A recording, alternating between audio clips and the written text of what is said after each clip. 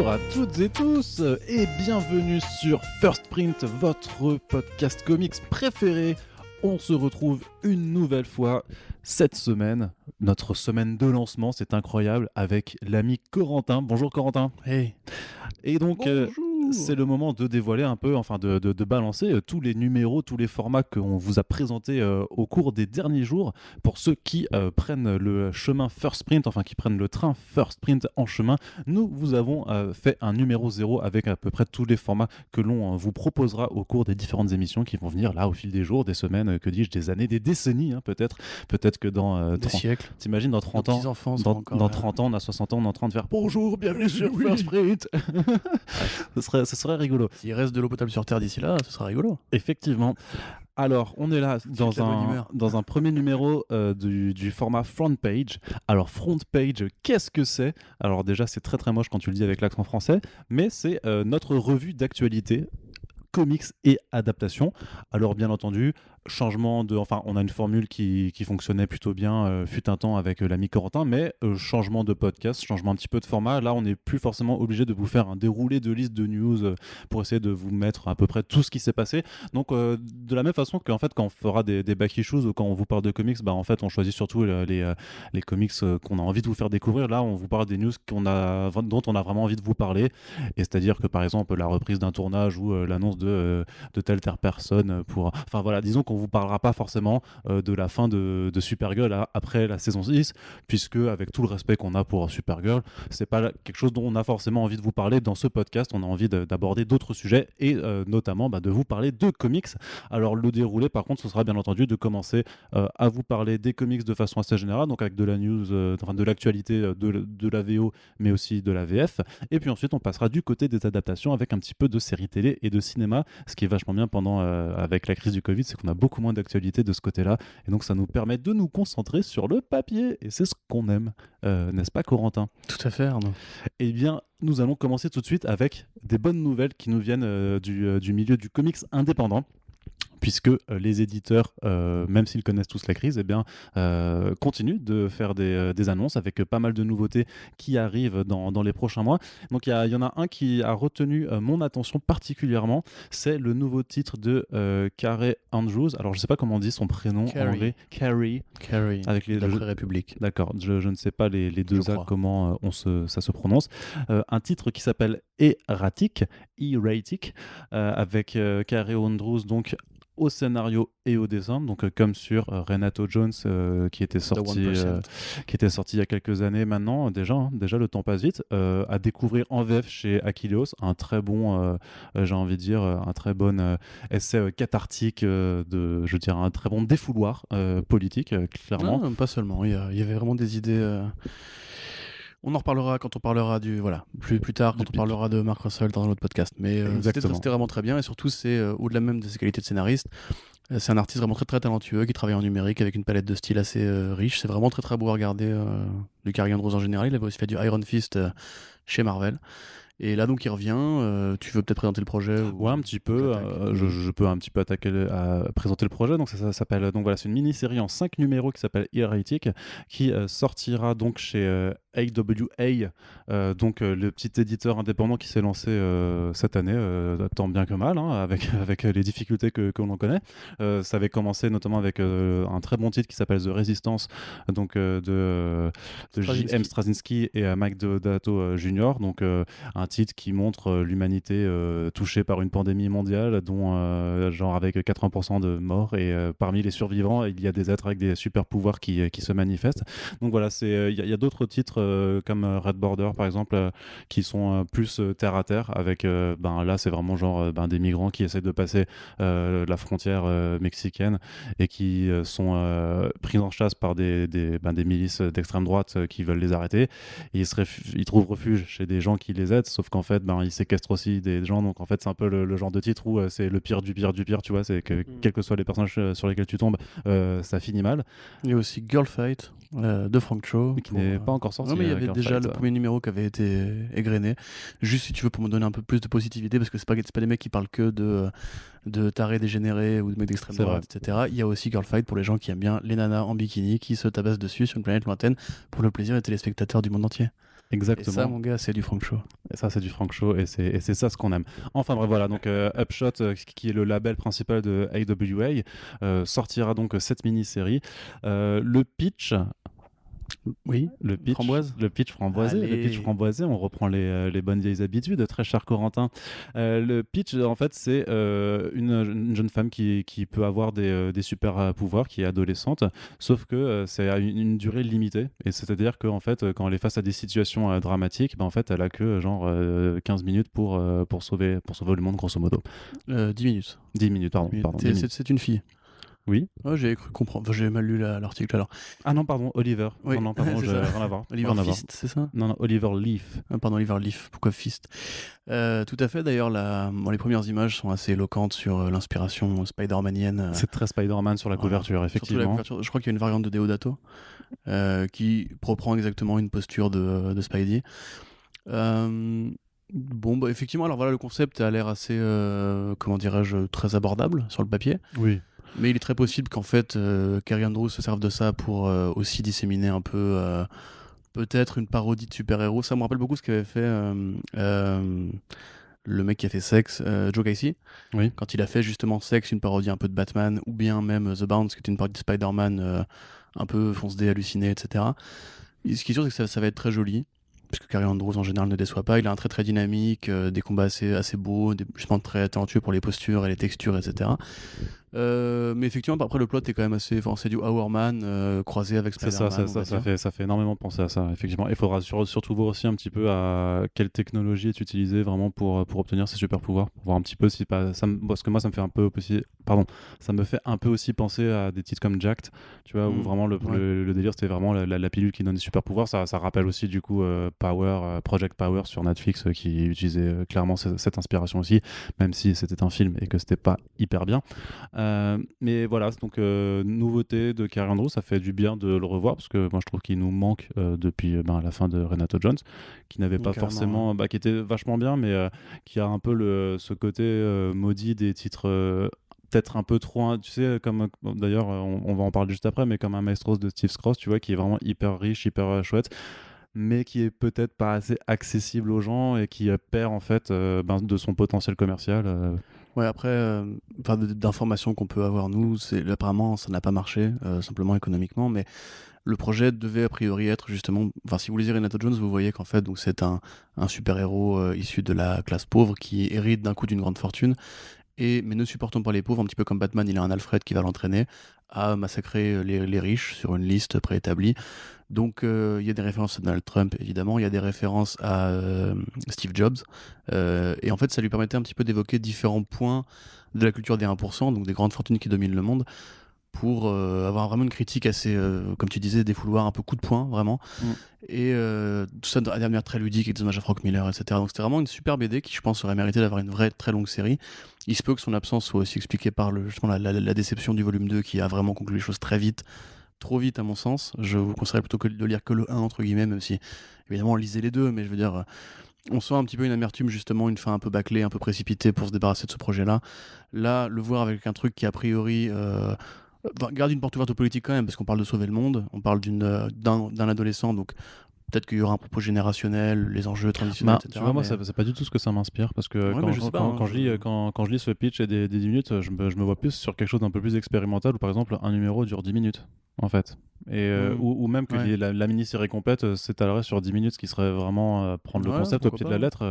Du coup, je trouverais ça vachement plus intéressant, même s'il faut effectivement, je pense qu'en termes de narration, il faut trouver l'astuce pour que ce soit vraiment intéressant et que ta suspension de crédulité soit maintenue, mais c'est plutôt vers quelque chose d'assez plus fun en fait. J'ai pas l'impression de le voir aller dans quelque chose d'aussi engagé politiquement notamment qu'un Renato Jones. En tout cas, ça fait plaisir de le savoir de retour. C'est une mini-série en 5 numéros, donc c'est-à-dire que le projet a été bâti comme ça et qu'il n'y aura pas justement cet effet Renato avec une annulation qui vient plus vite que prévu, et du coup tu condenses ton intrigue et tu vois que ça perd un petit peu en consistance, en tout cas, ou en cohérence.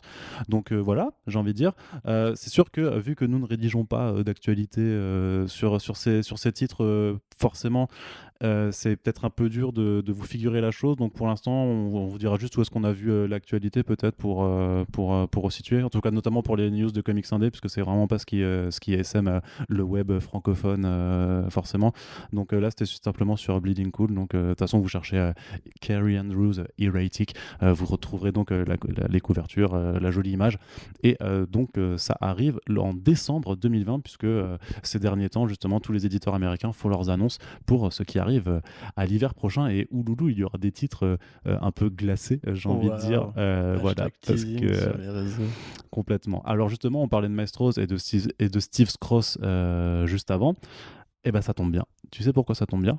Parce qu'il a annoncé un nouveau projet. Exactement. Et oui. Et quel est donc ce projet? J'ai vu le conducteur avant. Ce projet, c'est Un Americana? Non, Post-Americana. Post-Americana, pardon. Post-Americana. C'est une référence au terme Pax Americana qui désigne... oui, vas-y. Le concept de paix après la Deuxième Guerre mondiale. Tout à fait, bravo Arnaud. Qui est aussi le nom d'un numéro de The Multiversity par Frank Quitely et Grant Morrison. Oui, voilà, bravo. Et qui parodie quel comics? Watchmen. Voilà, il est trop fort. J'ai bien appris ma leçon. C'est bien. Voilà, 20 sur 20, monsieur. Merci. Donc, Post-Americana, effectivement, raconte là encore un futur déliquescent, décidément. C'est bizarre, on dirait que les auteurs et les artistes se sont vachement inspirés par une certaine actualité. Oui, curieusement, oui. On voit plein de titres avec des fins du monde, là, en ce moment. C'est... Alors que Cross a toujours été, je pense, un quepon un peu énervé, mais là, effectivement, donc c'est celui qui fait Maestros, comme tu disais, une très bonne BD qui est éditée en France chez Comics. Ça parle d'un futur dans lequel, entre guillemets, la collapsologie avait raison, c'est la fin du monde, et les grandes fortunes, donc les 1% encore une fois, se réunissent dans un bunker pour survivre à la fin des temps. Alors le petit twist justement, c'est que normalement il y a ce super bunker qui a été construit en fait pour héberger à la fois l'élite, on va dire les citoyens les plus aisés, les plus riches, mais aussi tout ce qui est le corps administratif, législatif, donc les gens qui sont censés pouvoir faire fonctionner un pays, sauf que quand la fin du monde est vraiment arrivée, en fait, il n'y a que les 1% qui ont réussi à se réfugier dans le bunker. C'est-à-dire que il y a pas d'hommes formés politiquement et de gens qui sont vraiment faits pour diriger un pays. Et donc, des décennies passent. Des décennies passent, le bunker est rouvert a priori. C'est ça. Et un membre de l'élite va s'improviser président, si j'ai bien compris. Ouais, c'est ça. C'est l'histoire dans des États-Unis qui du coup sont devenus dévastés. C'est un wasteland comme on appelle ça en anglais. En fait, c'est un mec très riche qui décide de devenir le nouveau président des États-Unis. Qu'est-ce que ça m'évoque? Alors c'est quand même vraiment. Dis-moi, Jamy, ça me dit un truc. T'as jamais vu ça quelque part, toi? Eh bien, c'est très simple. c'est vraiment incroyable comment. Qu'est-ce qu'on est drôle. Oui. Mais du coup, voilà. Bon, en tout cas, Cross, c'est vraiment. J'arrête de dire Cross. C'est vraiment un mec qui est très talentueux, notamment au niveau de ses crayons. Il a vraiment un style, justement, un peu Quitely, on va dire, mais Quitely de l'époque. Le Geoff Darrow aussi, du coup. Oui, Geoff Darrow, carrément. Mais en fait, c'est cette espèce de style vraiment très punk, très détaillé, avec un trait assez fin, assez précis, et qui est vraiment chargé au niveau de la violence graphique, notamment. Effectivement, je vois effectivement les scènes dont tu parles pour Geoff Darrow avec le rejeton dans Maestros. Donc ça va forcément être bien de toute façon, en tout cas beau. C'est un mec qui de toute façon aime bien rentrer dans l'art, donner des référents très évidents et y aller à coups de blagues de beat et des têtes explosées. Donc pour les grands enfants un peu colériques comme nous, je pense que c'est très bien. Et c'est bien de voir que ce mec justement réussit son pari de revenir avec un comics qui a marché, qui a su trouver son public, et a priori, espérons que ce sera le cas aussi pour celui-là, qui sera sûrement beaucoup mieux que Undiscovered Country de Scott Snyder, Charles Soule et Cameron Collie, qui n'est pas terrible du tout. Voilà. Mais qui a aussi cette thématique de dépeindre à la fois une Amérique qui a décliner parce que la société s'est effondrée. D'où le comparatif, j'étais pas juste en train de défoncer le truc gratuitement. Non, mais ce n'est pas du tout dans tes habitudes de défoncer des choses gratuitement, Corentin.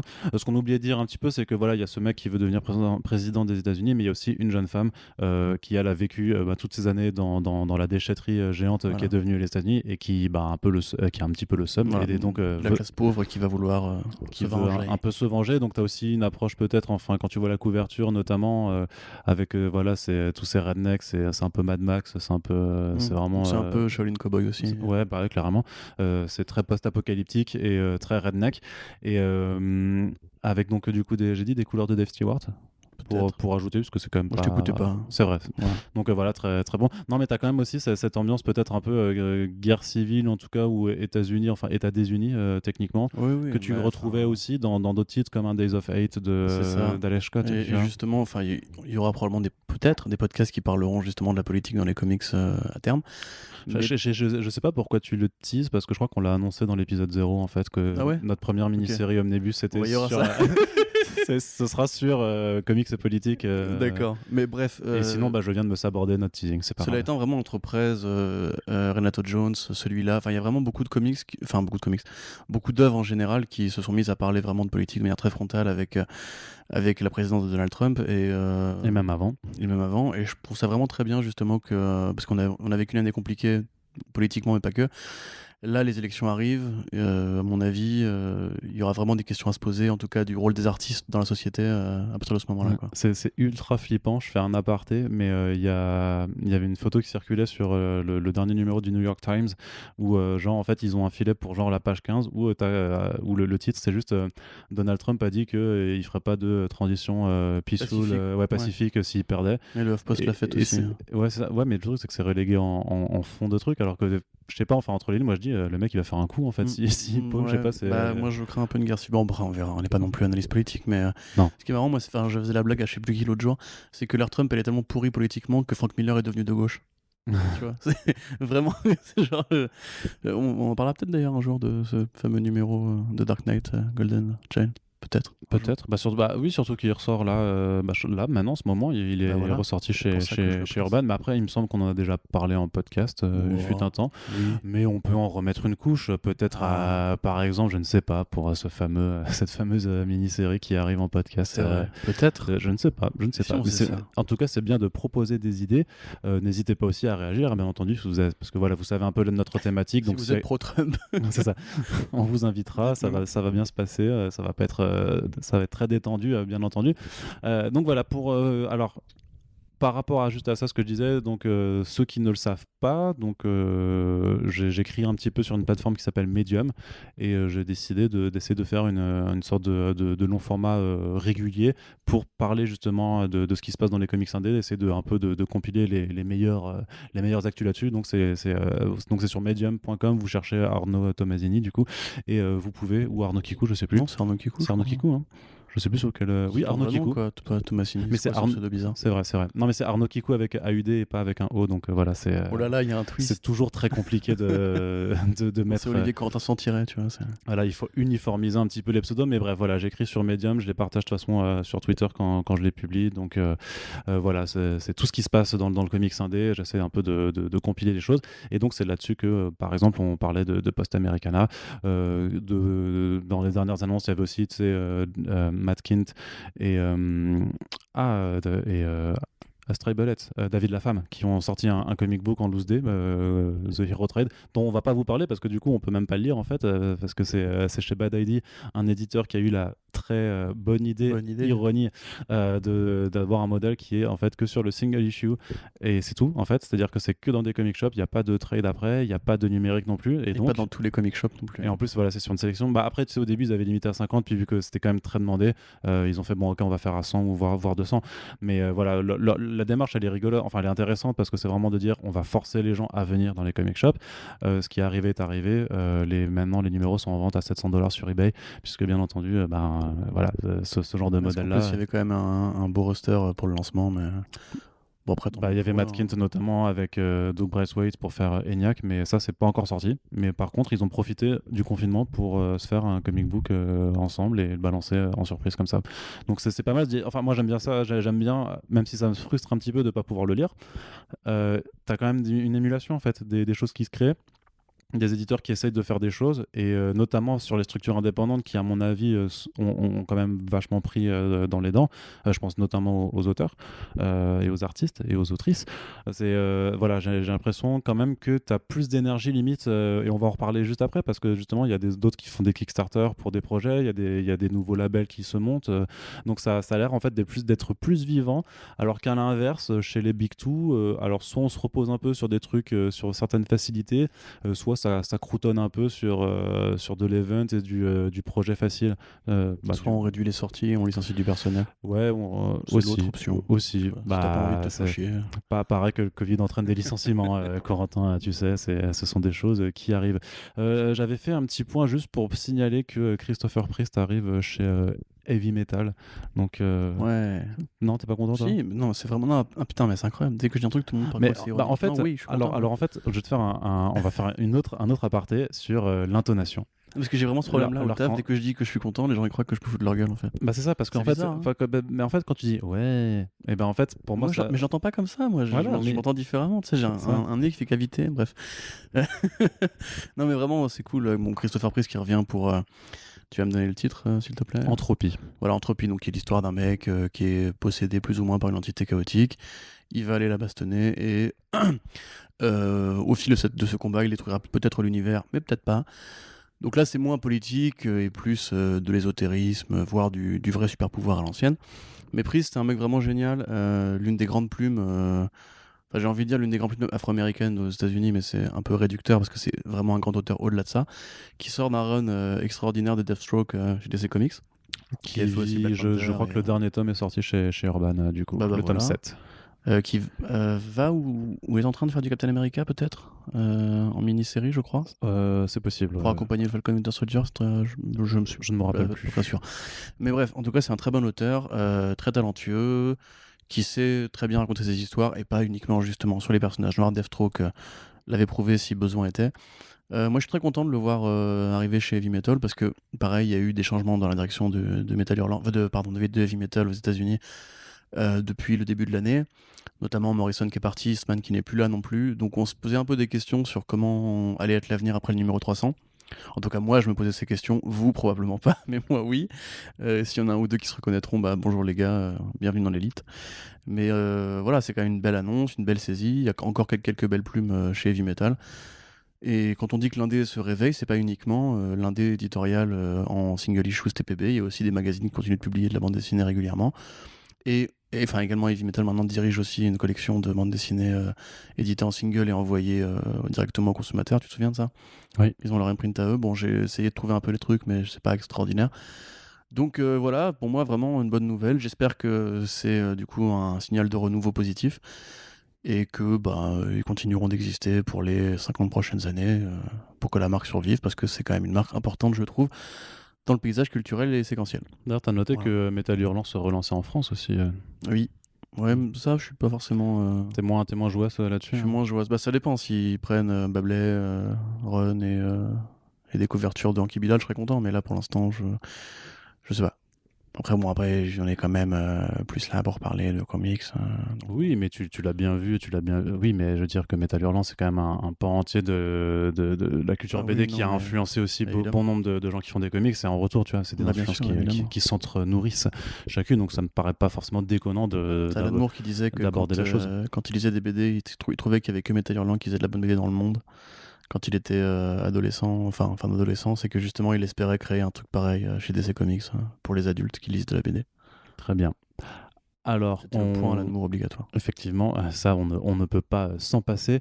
On continue toujours dans l'indépendant. Corentin, si ça te dit, est-ce que ça te dit ? Ouais. Best Jacket Press. Ouais. Pardon, là c'était ironique pour le coup. Là c'était ironique, d'accord. Comparez les deux chez vous. Alors, nouvelle imprint indépendant chez Image Comics. Donc, c'est un label qui est créé par l'auteur Scott Snyder qui, en 2021, a priori, va un petit peu, on va dire, ralentir le rythme sur tout ce qu'il faisait chez DC Comics. C'est-à-dire qu'on sait qu'après Death Metal, enfin, on ne sait pas ce qu'il va faire, mais a priori, on imagine que Death Metal, c'est un peu son point final sur en tout cas les grands écrits chez l'éditeur à deux lettres. Il va relancer American Vampire. Donc, d'ailleurs, ça sort, je crois, la semaine prochaine à l'heure où on enregistre ce podcast. 1976, parce que 1984 était déjà pris. Donc voilà, il pouvait pas. Ça c'est de l'humour. Ça c'est vraiment rigolo. Exactement. Et accessoirement, justement, il a lancé un Kickstarter au cours des dernières semaines pour un premier projet qui s'appelle Nocterra. C'était Nocturnal au début, puis c'est devenu Nocterra. Donc un titre qui sera dessiné par Tony S. Daniel. Alors, ouais, tu dis pas le S ? Non, je c'est comme le M de Bendis, tu veux pas que je le dise, quoi. Pourquoi ? Est-ce que tu connais un autre Brian Bendis, tu vois ? Je sais pas, c'est moi, Michael B. Jordan, tu vois, parce que tu dis pas Michael Jordan, parce qu'il y a un autre Michael Jordan, mais Brian Bendis, j'en connais qu'un seul. Donc alors peut-être que toi, tu n'en connais qu'un seul, mais il y a sûrement un autre Brian Bendis aux États-Unis qui doit être. T'as un deuxième prénom, non, Arnaud? Hein? T'as un deuxième prénom, là? Un deuxième prénom. Est-ce que tu as un deuxième prénom? Oui. C'est quoi? J'en ai deux autres. Mais c'est quoi les lettres, je vais pas le balancer comme ça. Mais c'est quoi les initiales? C'est Arnaud A. Tomasini, du coup. Et le deuxième? Ah bah du coup sur Arnaud A.G. Tomasini. C'est pas mal ça. Arnaud, franchement, par contre, peut-être tu devrais. Aux États-Unis c'est pas mal. Tu vois, tu signes pas Arnaud A.G. Tomasini? Non, c'est un peu lourd. Voilà. D'ailleurs, je signe même pas Tomasini, donc la question est réglée. Mais ce que je veux dire, voilà, donc avec Tony S. Daniel, Noctera, de quoi ça parle? De fin du monde, mais comme c'est original. Oui. En fait, ce qui s'est passé, alors son concept de fin du monde pour celui-là, c'est de se dire que en fait la lumière a disparu. C'est-à-dire que le soleil, a priori, est toujours là, puisqu'il y a toujours de la chaleur, parce que si le soleil disparaît techniquement, par contre, la Terre ne devient qu'un roc de glace et tout le monde crève. Mais donc là, le soleil n'a pas disparu en tant que tel, mais par contre, la lumière ne parvient plus sur Terre. Et ce qui est bizarre, c'est que dans les ténèbres du coup qui se développent, si les gens y restent, se transforment en monstres. Voilà, et c'est à peu près tout ce qu'on a. Je sais pas s'il a dit monstre. Il a dit créature. On sait pas trop exactement ce que c'est. Enfin, c'est encore assez vaporeux. Toi, t'as envie de jouer sur les synonymes aujourd'hui, c'est ça? Non, mais alors, il a pas dit monstre, il a dit créature. Non, mais si tu veux, j'ose espérer que ce sera pas une série de monstres à la con dans un futur dystopique, enfin dans un futur apocalyptique, quoi. Pourquoi? C'est vachement original, on n'a jamais vu ça. Non, jamais. Mais donc oui. Et du coup, on suivra l'aventure d'une héroïne qui sera une sorte de passeuse, un petit peu comme dans les postes frontières, qui a priori a la capacité de voyager entre les points de lumière à travers l'obscurité et qui du coup guide les humains, un petit peu comme dans l'intro de Death Stranding, pour ceux qui ça parle. Moi j'ai envie de dire que le projet me paraît pas spécialement très original par rapport à ce que Snyder avait dit qu'il voulait faire depuis des années, etc. Parce qu'il nous sort quand même le truc de ouais, j'ai plein d'idées, j'ai plein de projets, etc. Il faudra voir. Pour l'instant, dans Discovered Country, on a compris, grosso modo, l'Amérique s'est enfermée sur elle-même et est devenue une sorte de foire aux monstres à la Mad Max. Là, ce projet-là, c'est pas forcément un truc qu'on n'a jamais vu avant. Ça a en plus le défaut d'être fait par Tony S. Daniel. Toi, t'aimes pas son dessin, c'est ça? Alors, je vais t'expliquer. C'est pas que j'aime pas son dessin. Ouais, vas-y. C'est que son dessin me brûle la rétine. J'ai perdu 2 points à chaque œil à cause de Tony Daniel. Quand j'ai essayé de lire son Batman, je trouve ça super vilain. Ouais. De ta part. Ah bon, pardon, je crois que tu parlais du dessin de Tony Daniel. Mais non, mais moi j'aime bien, non, c'était mortel son Detective Comics 1. J'en fais beaucoup. Oh non. Mais si, avec la peau arrachée du Joker là. Ouais. C'était. Je sais pas, moi je trouve tu sais que c'était il y a 10 ans déjà. Je trouve que c'est du sous David Finch qui est déjà du sous Jim Lee. Du coup, il y a un truc qui déconne dans la généalogie, tu vois, il y a eu un truc. Bah, tu peux quand même. C'est pas Brett Booth, attention, mais. Non, moi j'aime pas. Et surtout, c'est au niveau du design. C'est Brett Booth, c'est c'est un peu le fond le clone raté, genre le bizarro de Jim Lee en fait. C'est bizarre, on y 52 de Jim Lee. Après, voilà, chacun ses goûts, il n'y a pas de problème si ça vous plaît, mais vraiment au niveau des designs, parce que du coup, c'est le créateur visuel de la série aussi, ça fait très années 90, je trouve. Ça fait très. Bah oui. Image Comics, mais mauvaise période, quand vraiment ça commençait à recycler. J'ai vraiment l'impression que la série. Après, il faut voir, hein, mais pour l'instant, pour moi, la série me tente pas du tout dans tous les projets que Snyder a actuellement. Ouais. Et ça tombe bien, puisque. Parce qu'il y en a un deuxième, alors je veux quand même préciser que c'est quand même quand on regarde la couverture que j'ai mis sur Medium. C'est quand même. Dégueulasse, oui, non, mais c'est un monstre dessus. Tu peux pas dire non, c'est une créature, on sait pas si c'est des monstres. Non, mais ce que je veux dire, c'est justement dans le comparatif avec Death Stranding, pour le coup, on sait pas quelle est la vocation de ces monstres, qu'est-ce que eux ils ont. Parce que rappelle-toi de The Wake, tu vois, où il y avait une sorte de twist sur la fin, où en fait finalement ces bestioles étaient pas si malfaisantes et tout. Donc voilà, moi j'attends de voir un petit peu, parce qu'en général Snyder c'est un mec qui construit quand même en avance ses univers. J'aimerais bien savoir du coup où est-ce qu'il veut aller avec ça, tu vois. Pour l'instant c'est pas encore très clair, mais c'est voilà, enfin je veux dire, j'attendrai de juger sur place évidemment. En tout cas, il faudra voir aussi d'une façon assez curieuse, c'est parce que même si c'est un projet qui a été kickstarté, il le fait pas en total indé tout seul, c'est-à-dire qu'il est quand même avec un label chez Image, et tu pouvais te dire que c'est un peu sur Miller World. Non, pas dans ce sens-là, en fait, que c'est un petit peu injuste par rapport aux créateurs qui font vraiment des trucs tout seuls, d'aller dans une grosse structure, surtout quand t'as un gros nom, mais le truc c'est que voilà, ils touchent rien dessus en fait. Ils gagnent pas un dollar sur les sous du Kickstarter. En fait, ça lui sert à payer ses artistes, voilà, et surtout ça lui sert en fait à là, parce que là du coup ce numéro, la campagne de financement est déjà finie, ça fait 218 000 $, ce qui est cool. Alors tu fais des gros yeux genre c'est beaucoup quand même. Bah ouais, non mais c'est bien, c'est à dire qu'il y avait après tu sais, ils font les Kickstarter, ça il y a toujours une partie qui va aller dans la prod après. Ouais. Ils font souvent des paliers parfois avec, tu sais, il suffit qu'il y ait des planches originales à mettre dans certaines contreparties, ou une préface de Bob Lennon. Non, bah non. Enfin, pourquoi faire? Je comprends pas. Parce qu'il a fait 20 millions avec son Kickstarter. Ah oui, non, mais oui, mais c'est pour ça que je. Ouais, non. Il a une carte face cachée pour les Kickstarter. Ouais, c'est ça. Mais du coup, qu'est-ce que je voulais dire? Oui, que les sous engranchés en plus que le palier pour produire le comics, en fait, sont réinjectés. Disons que c'est le ruissellement qui fonctionne, tu vois, pour faire le prochain comic book. Et le prochain comic book a l'air un peu plus intéressant déjà artistiquement, puisqu'on retrouvera dessus la dessinatrice Ariela Cristantina, qui est pas forcément... la plus connue dans l'industrie, c'est un peu une étoile montante, on va dire. Elle avait fait Insects chez Aftershock Comics avec Marguerite Bennett, qui était un titre d'horreur dans une époque un peu victorienne, donc qui était assez lugubre, avec justement des titres féministes aussi, avec en fait des femmes qui étaient capables de se transformer un peu en insectes et qui bouffent des gens. Et il y avait une histoire de romance interdite là-dedans. C'était c'était mi-sexy, ça faisait un peu penser à du Mirka Andolfo par moment. Donc c'était un peu sexy en même temps, par moments c'était très très violent, assez gore, mais vraiment un titre assez sympathique à découvrir, qui est disponible en VF chez Snorgle Comics. En tout cas, le premier tome est chez eux. Je ne sais pas s'ils ont publié la suite. Et le titre, c'est Insects, du coup, pour le sexy, avec le jeu de mots. Exactement. En fait, c'est Insects. S-E-X-T, c'est ça. C'est ça, voilà. Ouais. C'est Insects, mais avec un X pour marquer sexe. Comme ça, les mâles primitifs que nous sommes, quand on arrive dans le comic shop, on fait oh, il y a marqué sexe, je vais acheter ça. Et ça marche. Et ça, c'est ça, et ça fonctionne. Tu en es la preuve vivante. C'est ça, effectivement. Donc voilà. Donc Ariela Cristantina qui dessinera un titre qui s'appelle Chain. La couverture aussi est pour le coup assez jolie. Ouais, jolie, ouais.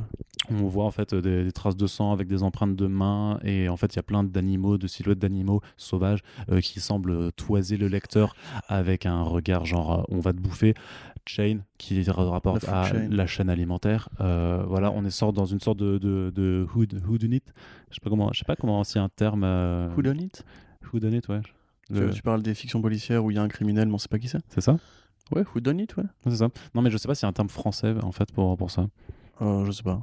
Donc, mais voilà, grosso modo, une forme d'enquête, une forme d'enquête qui se passe dans une société là aussi qui est partie en cacahuète, puisque les animaux a priori ont des bonnes raisons d'en vouloir aux êtres humains, et a priori ont réussi à se venger.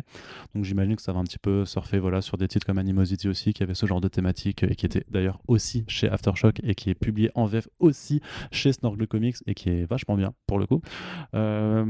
Toi, t'en penses quoi de ça, du pitch Mais le pitch, il est pas. Enfin, ça, c'est ce qu'on pense. C'est le pitch, mais je sais pas encore le pitch. Donc, non, moi, ça me va. Pour le coup, je trouve que Snyder, il sait faire de l'horreur. Pour le coup, à mon avis, il sait mieux faire de l'horreur que de la science-fiction.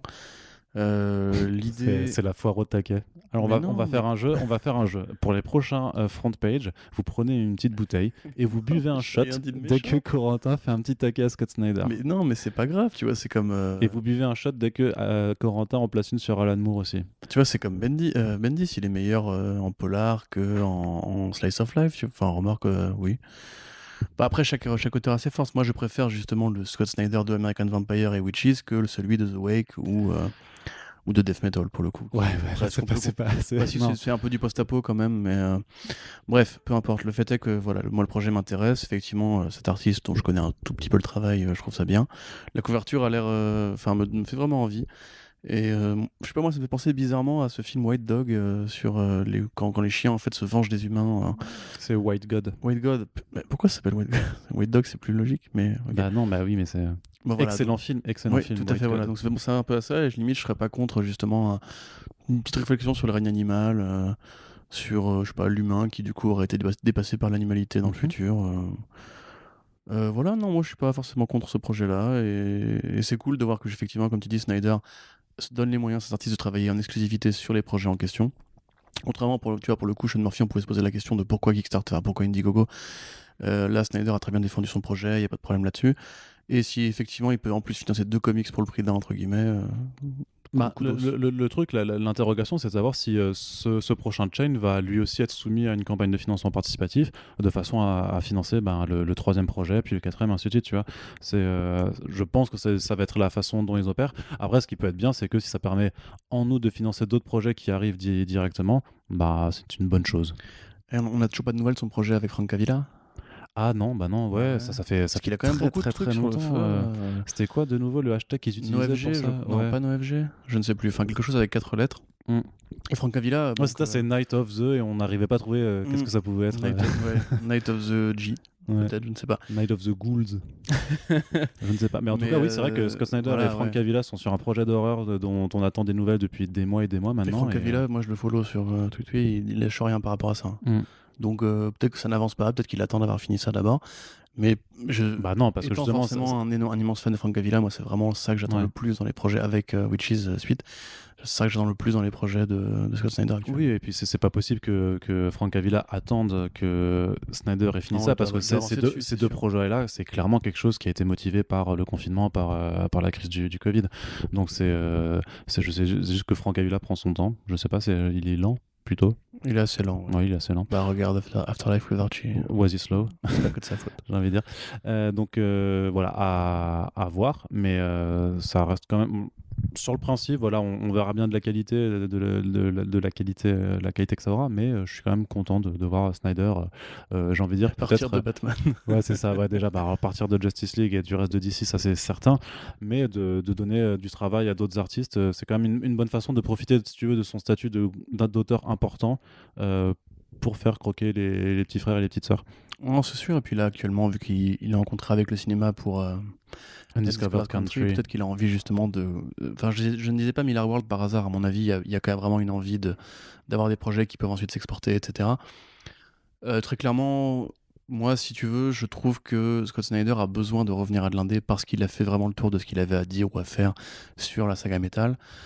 Évidemment, il faudra faire le tri des projets entre les artistes, comme pour Miller, entre les artistes et les pitchs qui sont vraiment intéressants ou non. En tout cas, il va dans toutes les directions et ça c'est bien parce que, à mon avis, il a vraiment envie de repartir à un truc plus personnel, plus intime et surtout plus copyright centrique, on va dire. Ouais, enfin qui lui appartient, que comme ça il peut il va être avec sa petite valise de comics et faire regarde ça, c'est pas mal, ça s'adapte facilement en film et ça une série. Et alors dites-moi Netflix, mais vous êtes pas en recherche de contenu originaux, je ne sais pas, Allo Apple. Alors viens Jason Momoa.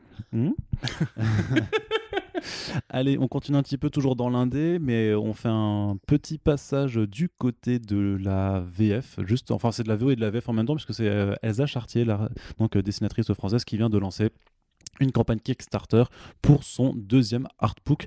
Il y avait une première campagne l'année dernière pour son Elsa Chartier volume 1, donc là maintenant c'est Elsa Chartier volume 2 tout simplement, et ma foi elle se donne les moyens vraiment de faire un artbook qui a une vraie plus-value je trouve dans la démarche, puisque le but c'est pas simplement en fait de compiler des dessins, des croquis et des inédits, mais vraiment en fait d'avoir une approche détaillée du processus artistique, c'est-à-dire elle veut montrer comment elle travaille, comment en fait on part d'une idée et comment ça se transforme après en planche.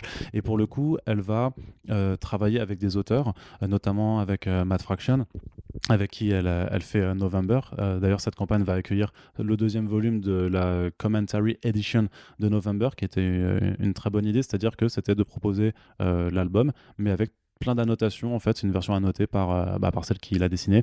Et pour le deuxième volume, en fait, ils vont pas faire si tu veux une reproduction complète du volume 2, mais en fait c'est un assemblage du 2 et du 3, mais il y aura aussi les commentaires de Matt Fraction sur le script, sur comment ils l'ont construit. Donc si vous aimez Elsa Chartier, donc qui a commencé avec un comic book auto-édité qui s'appelait The Infinite Loop, qui a été repris par Glénat, qui ensuite s'est exporté chez IDW, ce qui a permis ensuite à Elsa c'est pas ça qui a permis, mais disons c'était dans ce même laps de temps qu'elle est allée aux États-Unis, qu'elle a fait du travail pour les États-Unis avec DC. Star Wars, les Power Rangers et DC aussi. DC c'était Starfire, il y avait un peu de Harley Quinn, il y avait pas mal de covers. C'est vrai, Starfire, oui, effectivement. Ouais. Après Lou Pacino. C'était avant Lou Pacino ou après, je crois que c'était je me rappelle plus. Il me semble que c'est Lou Pacino qui avait redesigné le costume. Oui, ça doit être ça. Elle avait fait Unstoppable Wasp chez Marvel. C'est vrai. Elle avait fait aussi la suite de The Infinite Loop, Nothing But the Truth, qui avec Daniele Di Nucolo, qui était aussi chez IDW, et ensuite November chez Matt Fraction, dont tu avais fait une critique écrite avec Matt Fraction. Pardon, c'est ça, c'est chez Matt Fraction. C'est ça, bonjour. J'ai des planches, connard. Traverser 10 000 km pour ça. Oui, effectivement, c'est une très bonne série de romans graphiques. Est-ce que le 3 est sorti déjà? Peut-être que oui, peut-être que non. Il faut se renseigner, Corentin. En tout cas, le 2, je l'avais lu et est tout aussi excellent. Une série de polars sur 3 femmes dans une ville qui sont liées par une sorte de complot à la fois policier et mafieux, inspiré par le travail, encore une fois, de Cook, mais aussi de Mazzucchelli. C'était vraiment très joli, c'est une vraie évolution dans son style par rapport justement aux Poupie de Starfire ou même à la ressemblance avec Cook, puisque ça s'éloigne un peu du style Cook au fur et à mesure. C'était magnifiquement colorisé, c'est très bien écrit, c'était vraiment un dédale labyrinthique assez génial. Je sais pas si c'est prévu en VF, mais en tout cas si c'est le cas, ruez-vous dessus. Oh, ça devrait arriver quand même, je pense. Voilà, si vous aimez les polars, justement, si vous aimez Mazzucchelli, si vous aimez le style de Parker par exemple, c'est exactement l'ambiance très froide, assez glacée, grisonnante. Et vraiment, j'ai adoré ce projet. Je suis très content de voir Jartier travailler sur ce genre de truc plutôt que de faire justement du super-héros ou autre. Parce qu'à mon avis, elle a vraiment le talent pour imposer une carrière en indé aux États-Unis ou ailleurs. Et du coup, Océane a déjà préco le deuxième artbook. Je suis très content et je pense que ce genre de projets sont trop rares à mon avis. Ça prend du temps à faire, ça prend du temps à faire et peut-être que, alors après je ne sais pas, mais tu sais que je ne suis pas sûr que tous les dessinateurs et dessinatrices arrivent forcément à bien expliquer. C'est dur de faire aussi d'avoir ce recul. Je prends un exemple très très très bête par rapport à mon passif, mais quand je faisais de la recherche, il y avait certains chercheurs qui sont excellents pour faire de la recherche, mais après pour parler de leur travail et d'expliquer comment ils le font. C'est pour ça que tu voulais être journaliste scientifique. Exactement, moi je voulais faire la passerelle. J'ai dit ça 10 fois environ, je pense. Dans les podcasts ou en convention. Oui, mais tout le monde n'écoute pas tous les podcasts et voilà, c'est toujours intéressant de rappeler tout certaines choses. Tout ça pour dire qu'en tout cas, ce genre de projet, amis auteurs, amis artistes, etc., je pense que c'est vraiment un truc qui manque au médium BD par rapport justement au cinéma où on a des versions commentées des films et des making-of, etc. Pour moi, c'est vraiment important. C'est aussi pour ça qu'on fait les Super Friends. C'est pour ouvrir un petit peu justement les détails du travail que ça demande de faire une bande dessinée ou d'en vendre une ou d'en éditer une, etc. Donc je suis très content et big up Elsa. Voilà. Et de toute façon, la campagne Kickstarter est déjà une réussite. Je crois qu'en 24 heures, en fait, ils ont réussi à dépasser ce qu'ils avaient fait sur 30 jours l'année dernière. Donc bon, est-ce que vraiment, y avait-il besoin qu'on en parle pour aider la chose? J'ai envie de dire, gardez vos sous pour le Tipeee, hein, voilà. On est comme ça, mais non. Allez regarder, c'est sur ce Kickstarter en ce moment. Ça va durer. Non, mais je ne peux pas dire ça en micro. Mais le problème, c'est que je viens de le dire. Du coup, je suis foutu. Voilà, c'est fini. Ça y est, on est blacklisté. Allez, donc sur Kickstarter, ça dure encore pendant encore 28 jours, je crois, à l'heure où on enregistre ce podcast. Donc vous pouvez aller jeter un œil, ça a l'air plutôt intéressant. Il y a des bonus en plus qui vont être faits en vidéo avec des invités comme Tom King ou Declan Shalvey, par exemple. Donc vraiment, ça a l'air d'être vraiment très fun comme projet. La vidéo de présentation est très quali. Tu vois qu'ils ont investi dans plein de matos pour faire des produits, des contenus niveau production assez balèze. Donc on vous invite à regarder ça. Et on aura peut-être des choses à vous proposer avec Elsa Chartier plus tard dans l'année. Je dis ça comme ça, hashtag teasing, wink wink, je te fais des clins d'œil, Corentin. Waouh, c'est pas mal. C'est plutôt pas mal. Hein. Du coup, c'est vrai que vous avez pas. Ça fait son effet. Hein. Effectivement. On continue ? Allez, et ben on continue avec on est toujours dans la VO pour l'instant. Et du coup maintenant qu'on a parlé d'indé, de choses qui étaient intéressantes, des beaux projets qu'on a envie de regarder, de soutenir, c'est le moment un petit peu où Corentin va commencer à mettre des sous dans le pot à jurons, puisque il risque de laisser échapper quelque chose. On parle de Tony Daniel ? Non. tu sais que je t'aime bien, Tony, vraiment. Mais oui, non, il faut dire que tu n'aimes pas son dessin, mais la personne respecte la personne quand même. Voilà, sauf Rob Liefeld. C'est ça ? C'est un peu ça ton. Voilà. Ouais, c'est très bon résumé, oui. Effectivement. Et un peu Mark Millar aussi. Un petit peu. Bon, il le sent pas, Mark Millar. Oui, m'agace. Oui, il aime le il aime les c'est un social traître. Il aime les biftons, qu'est-ce que tu veux que je te dise. Dans les actus un petit peu de VO plus mainstream, on avait quand même une nouvelle importante, pas forcément surprenante parce qu'on s'y attendait depuis quelques temps maintenant. C'est DC Universe, donc la plateforme de DC qui proposait à la fois contenu vidéo et collection de comics en numérique, qui va se rebaptiser DC Universe Infinite pour le début de l'année prochaine. Et en fait, ce relaunch qui va être effectué va permettre vraiment d'acter le fait qu'il n'y aura plus de contenu originaux en vidéo là-dessus, c'est-à-dire que toutes les séries sont rapatriées sur HBO Max aux États-Unis, puisque la distribution à l'international c'est toujours d'autres problèmes. Et à partir de janvier 2021, donc que des comics en numérique, 24 000 comics à lire, waouh, trop bien. Mais par contre, vraiment intéressant, c'est que d'une part, à l'été 2021, ça devient accessible dans le reste du monde, et ça pour le coup c'est vraiment bien, surtout que c'est 8 euros, enfin c'est $8 par mois, donc c'est $2 de moins que Marvel Unlimited, donc en soi c'est quand même un effort de fait sur le prix, et que dans ces efforts, en fait ça partit vraiment, c'est dans l'héritage de... Enfin, pas l'héritage parce que c'est pas aussi long, mais vraiment dans la droite continuité de ce que fait DC depuis le confinement, c'est-à-dire mettre vraiment en avant des comics en numérique avec la gamme Digital First, et il y aura justement des DC Universe Infinite Originals, donc vraiment des comics numériques qui seront en tout cas on va dire temporairement, je pense, exclusifs à cette plateforme, et qui seront donc des projets d'appel pour cette application de lecture qui pour le coup arrivera en France, et ça c'est une bonne nouvelle aussi. Oui. Après, il faudra toujours lire en VO puisque c'est pas... Voilà. Non mais c'est cool, du coup effectivement, c'est marrant parce qu'on avait le débat, J'allais dire que là t'as ton timbre de voix vraiment qui est en train de faire oui du coup c'est une actu qui ne m'intéresse pas, donc je vais parler, absolument pas. Non, j'essaie juste de me relever parce que je m'appuyais sur le ventre depuis tout à l'heure et du coup j'avais une voix bizarre, je trouve. Donc non, c'est qu'on avait raison tous les deux en fait, parce que rappelle-toi, moi je disais... Non, c'était moi qui avais raison. Je disais que ça avait pas l'intérêt de conserver DC Universe s'ils avaient HBO Max et qu'ils allaient probablement tuer DC Universe. Moi je te l'avais dit que ça allait rester pour les séries, et tu m'avais dit mais ils ont aucun intérêt à faire ça puisqu'ils ont quand même, c'est aussi un outil de plateforme de lecture de comics. Donc il n'y a plus de séries DC Universe, il n'y a que des séries HBO Max, et il y a quand même encore une appli pour la lecture de comics. Donc on avait raison tous les deux, c'est pas beau ça? C'est fort. C'est merveilleux. Non, après c'est cool parce qu'effectivement... Enfin, de toute façon, DC Comics, AT&T, Warner Bros, DC Comics, on dit qu'ils étaient aujourd'hui intéressés pour développer le pôle numérique. Pour moi, c'est vraiment... je l'ai déjà dit, ça ne prendra pas la place des bandes dessinées en physique, en papier. Alors, on va mais ça peut rester un produit d'appel intéressant pour ceux qui, justement, veulent juste lire un comics entre deux arrêts de métro. Il y a une belle bibliothèque, comme tu dis, c'est concurrentiel par rapport à Unlimited. Bon, par contre, je trouve le nom un peu bête parce que Marvel Unlimited, DC Infinite, enfin, qu'est-ce que c'est que ces marketing pourri? C'est des Américains. Hein. Non, mais c'est ridicule. Mais bref, pour moi, c'est une bonne nouvelle, effectivement. C'était très gratuit comme argumentation en plus, c'est ça. Genre, c'est des Américains, tu sais, c'est aucune valeur. Moi, c'est débile, tu vois, c'est beau débat, tu vois, c'est des faits, des données, etc.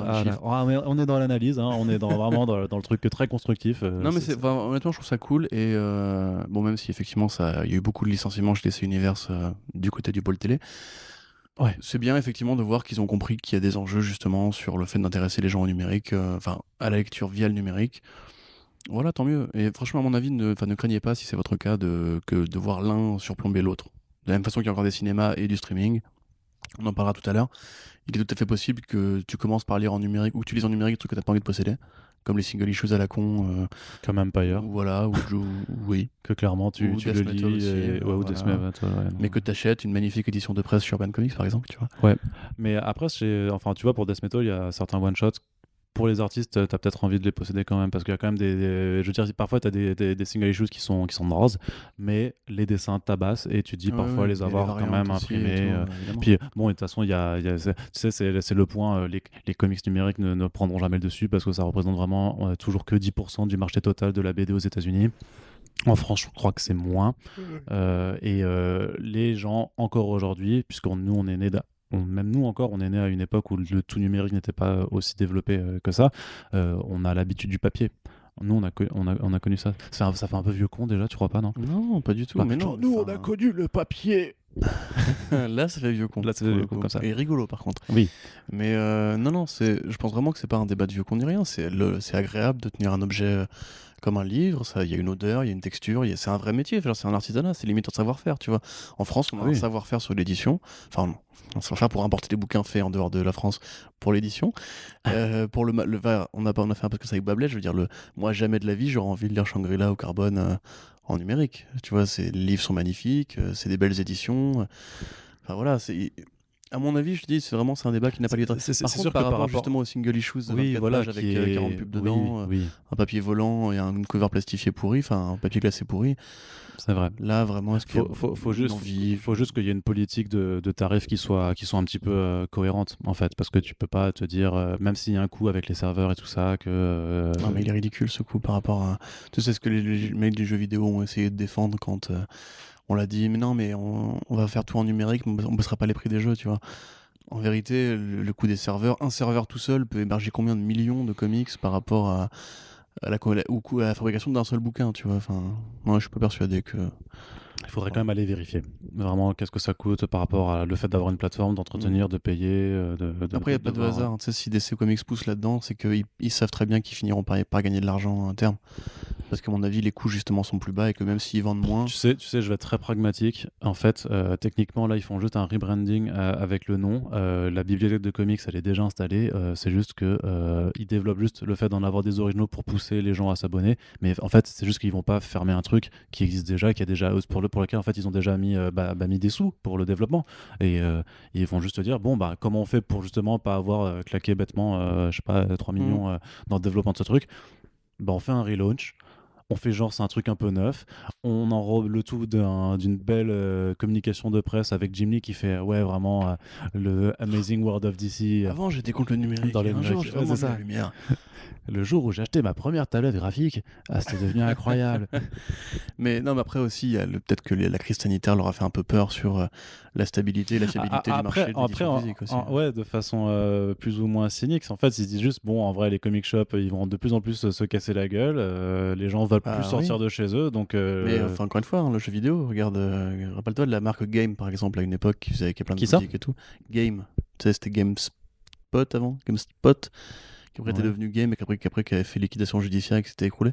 Ouais. Tu vois, il y a plein de réseaux comme ça de boutiques de jeux vidéo qui se sont écroulés parce que justement les mecs ont préféré miser sur le numérique à un moment donné. Là en l'occurrence, il y a des variables sanitaires qui font que, mais à mon avis justement c'est peut-être aussi un sauf-conduit. Tu vois, ils se disent que si demain il y a la malaria qui revient une fois qu'on aura niqué le permafrost ou autre, ils se diront peut-être, au moins si on veut vendre des comics aux gens dans leur bunker, on pourra le faire en démat, tu vois. Alors voilà, ouais, c'est ça. Alors c'est un peu la merde. Voilà, tout le monde est en train de crever. Il y a Spider-Man tous les mois. Tout le monde est en train de crever, mais on a. Ta grand-mère est mourante. Je peux pas sortir de chez toi. Lis Batman en numérique. C'est ça. Je vois la pub venir. Ta vie sera toujours autant à chier, mais t'auras lu du Batman. Et ça, franchement, c'est pas donné à tout le monde. On attendra de voir le lancement en France l'été prochain. Et d'ici là, c'est rigolo, je pense que l'éditeur aura annoncé les premiers DC Originals.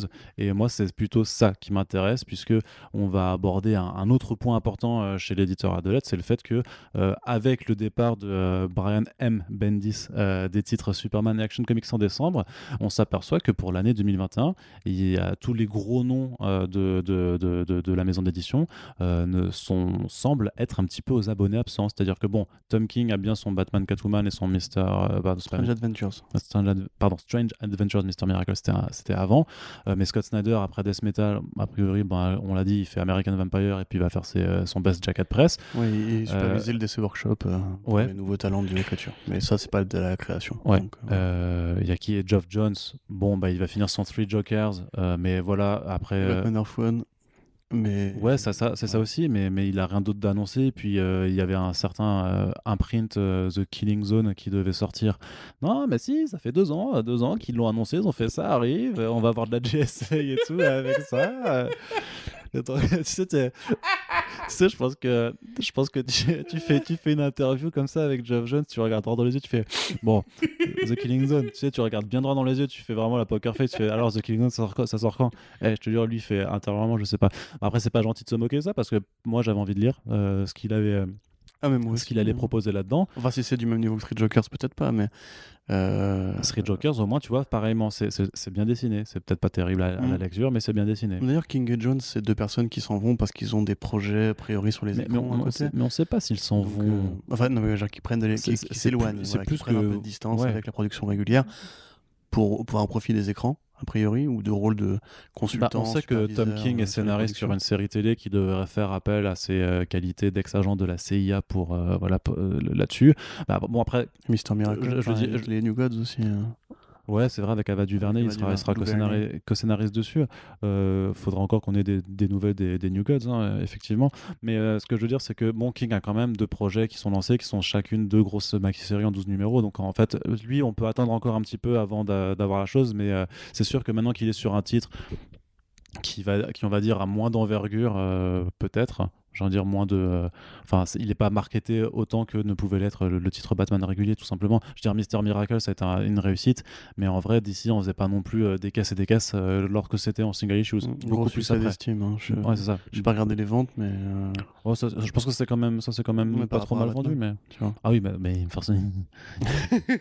Si tu compares tout à Batman, effectivement, ça va être compliqué. Ouais. Si tu veux... Non, t'as raison. Bah oui, j'ai raison. T'as souvent raison. Mais voilà, c'est ça. Et Grant Morrison arrête The Green Lantern après la saison 2, et il a dit qui a quand même fait ses 12 numéros, qui va faire ses 12 numéros, donc c'est quand même une très bonne nouvelle. Mais il a dit qu'il arrêtait d'ici après. Bah, il y a Arkham Asylum 2 alors. Bah ouais. Et Multiversity 2. Bah pareil. Et Batman Black and White. Parce que c'est vrai que quand on en avait parlé à un moment sur internet, Xavier Fournier m'avait dit, mais par rapport à son truc sur le Multiversity 2, peut-être que ça s'est un peu transformé pour aller vers The Green Lantern, tu vois, puisqu'il aborde quand même pas mal de choses là-dedans, qu'il a mis des idées, en tout cas des idées qu'il avait là-dedans pour les mettre. Mais c'est vrai que le Arkham Asylum 2, c'est comme The Killing Zone, tu vois, c'est les choses qui ont été annoncées il y a maintenant en fait ouais, non, c'est ça, il devrait faire un imprint arlésienne, en fait, tout simplement, tu sais. Tu te rappelles les trucs qu'on a annoncé il y a 10 ans, vas-y, on les sort maintenant, en fait, tu vois. Ça serait génial. DC Arlésienne, je sais pas comment on dit en anglais, faudrait que je regarde, mais je sais pas. C'est ça. Development L. Ouais, clairement. C'est un petit peu dommage, mais ouais, pour Morrison, c'est vraiment dommage. Mais... Bah, c'est surtout la question de du coup, qui vont devenir les gros auteurs de DC en 2021. Moi, je reste, par contre, j'ai une hypothèse, c'est que après avoir quitté Superman Action Comics en décembre, Brian Bendis va avoir une autre série. Et potentiellement, parce qu'il a dit en interview qu'il n'avait pas forcément... Non, même pas, non, pas Batman, mais il a dit en interview qu'il n'en avait pas encore fini avec L'Homme d'Acier. Et moi je me dis, ça veut dire qu'il a peut-être une autre maxi-série ou un autre titre qui arrivera après.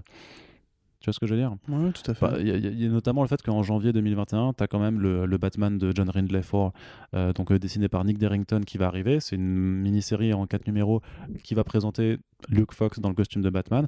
On sait que ça, c'est un peu une sorte de reste du projet Generations qui était un peu lié à Dan Didio, et le projet c'était de mettre justement une nouvelle génération de héros, c'est-à-dire que sous les costumes de personnages bien connus on mettait des gens plus jeunes, plus divers et tout ça, d'où Luke Fox en Batman.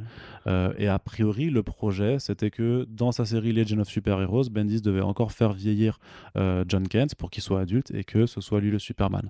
Et là je me dis, il arrête les deux. Est-ce qu'en janvier, il va pas y avoir un peu... parce qu'il y a un Future State qui a été annoncé, tu vois, un truc en rapport avec Generation.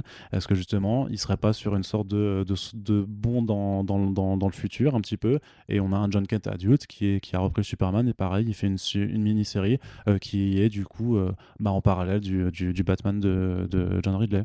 Non, c'est pas idiot, effectivement. Après, Bendis, il a encore ses projets à côté. Enfin, il a encore ses différentes séries qui travaillent de son côté, donc... elles sont en train de toutes s'arrêter. Naomi, la saison 2, elle revient pas. Wonder Twins, ça s'est arrêté. Young Justice aussi, il me semble que ça s'arrête de mémoire. Merde. Oui. Non, j'avais pas suivi toutes ces animations. C'est pour ça. Et le Jinx World, quand c'est qu'on a un cover volume 2, c'était incroyable. Cover de Bendis et c'était quoi, c'est David Mack, c'est ça ? David Mack, ouais. Qui était un peu une sorte d'auto-parodie fictionnelle où en fait un dessinateur célèbre de bande dessinée, où il est dessinateur dans Cover, oui c'est ça. En fait, s'aperçoit que les auteurs et les artistes de comics sont utilisés en fait comme des espions, vu qu'ils se déplacent dans des conventions dans le monde entier. En fait, ils sont utilisés par des agences d'espionnage comme agents couverts, et c'était vraiment génial. C'était hyper joli. Il y avait plein d'expérimentations sur le dessin. Scarlett était parvenue encore. Si, Scarlett, il y avait eu un nouveau volume. Okay. Il y avait eu aussi le... avec le tatouage, là, ouais, aussi.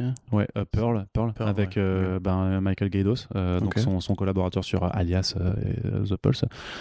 C'était hyper bien aussi.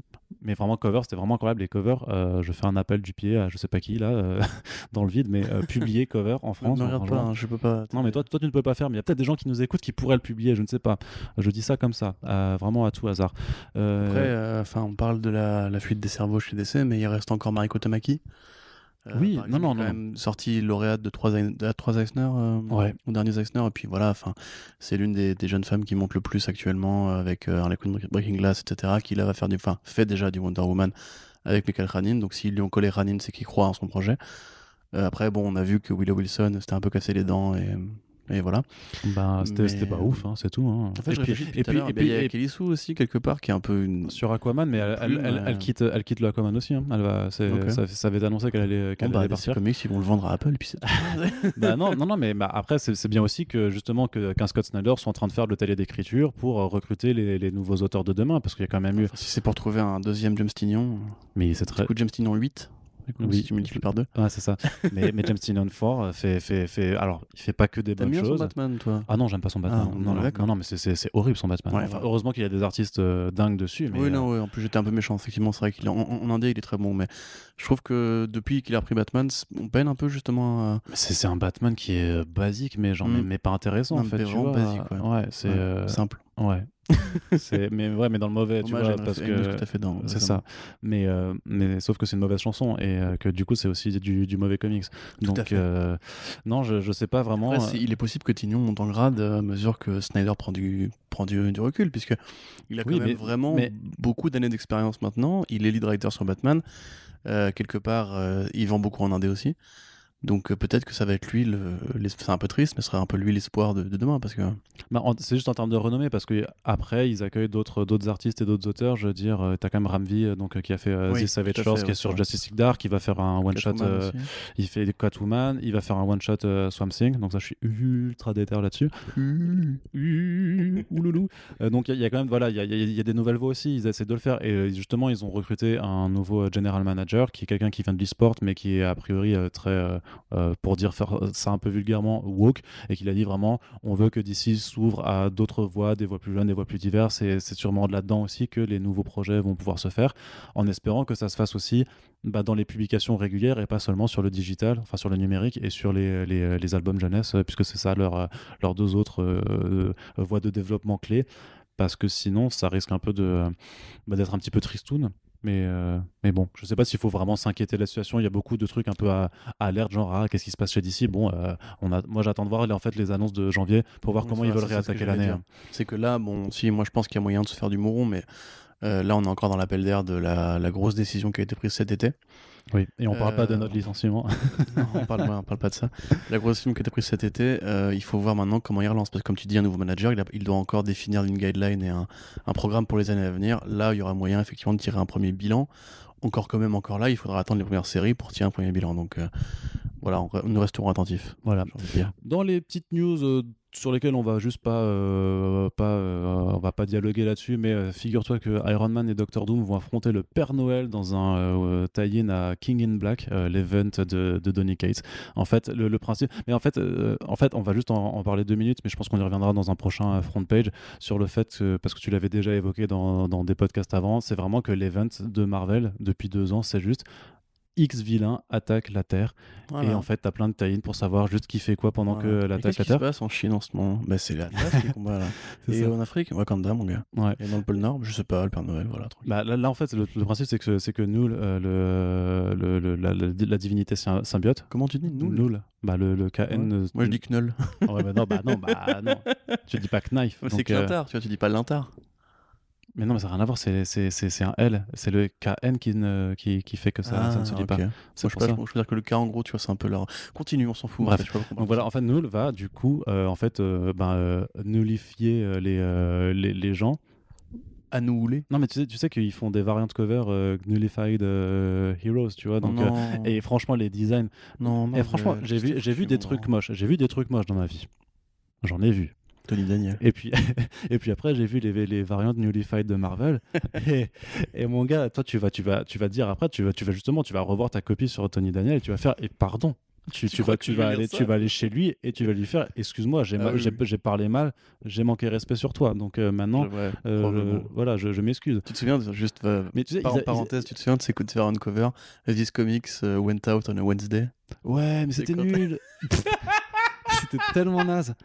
En fait, le message était bon, mais l'exécution, c'était vraiment l'idée de la flemme. C'est Sibi Zebouski qui a fait ils sortent le mercredi au comics. Ouais, vas-y, on va faire une cover là-dessus.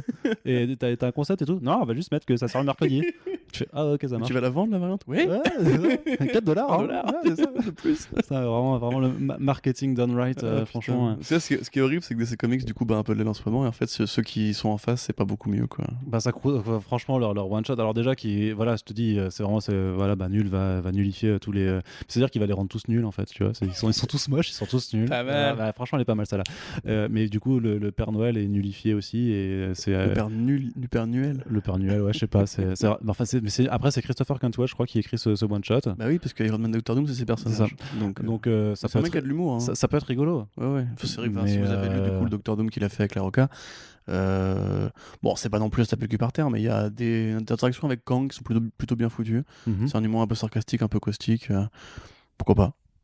À voir, mais vraiment, enfin voilà, j'ai dit, on n'allait pas passer 5 minutes dessus parce que on les réabordera, mais c'est un peu fatigant de voir Marvel vraiment avoir que cette stratégie unique du crossover qui est Invasion de la Terre, et après, attendez, j'allais, qu'est-ce qu'on a dans le chapeau magique des crossovers? Ah merde, encore Invasion de la Terre. Tout à fait, et je le glisse vite fait, parce que comme on l'a déjà souvent dit, on critique une politique éditoriale, pas forcément les séries qui vont avec. La nouvelle série Iron Man de Cantwell démarre plutôt bien, pour le coup. D'accord. Donc c'est pour un peu équilibrer le propos. Allez, on passe du côté un petit peu VF avec l'annonce officielle de Monolith qui nous fera un RPG, enfin un jeu de rôle Gotham City Chronicles. Donc Monolith, c'est un éditeur de jeux, principalement des jeux de plateau, qui est d'ailleurs en France, en Bretagne. Je me rappelle plus si c'est... à Quimper.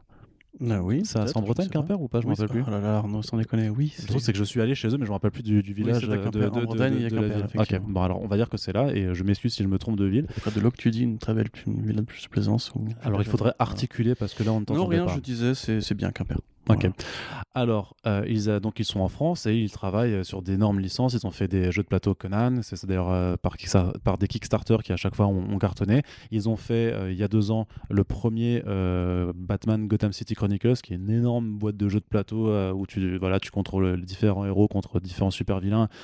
C'était un projet hyper ambitieux où il y a eu des extensions l'année d'après. Et là, en fait, c'est une forme de spin-off, on va dire, mais c'est quand même une autre approche parce que du coup, c'est du jeu de rôle, c'est-à-dire qu'il n'y a pas de figurines à peindre et tout ça. En fait, c'est plutôt des bouquins avec des explications de l'univers, un livre de lore, un livre de scénario et tout ça.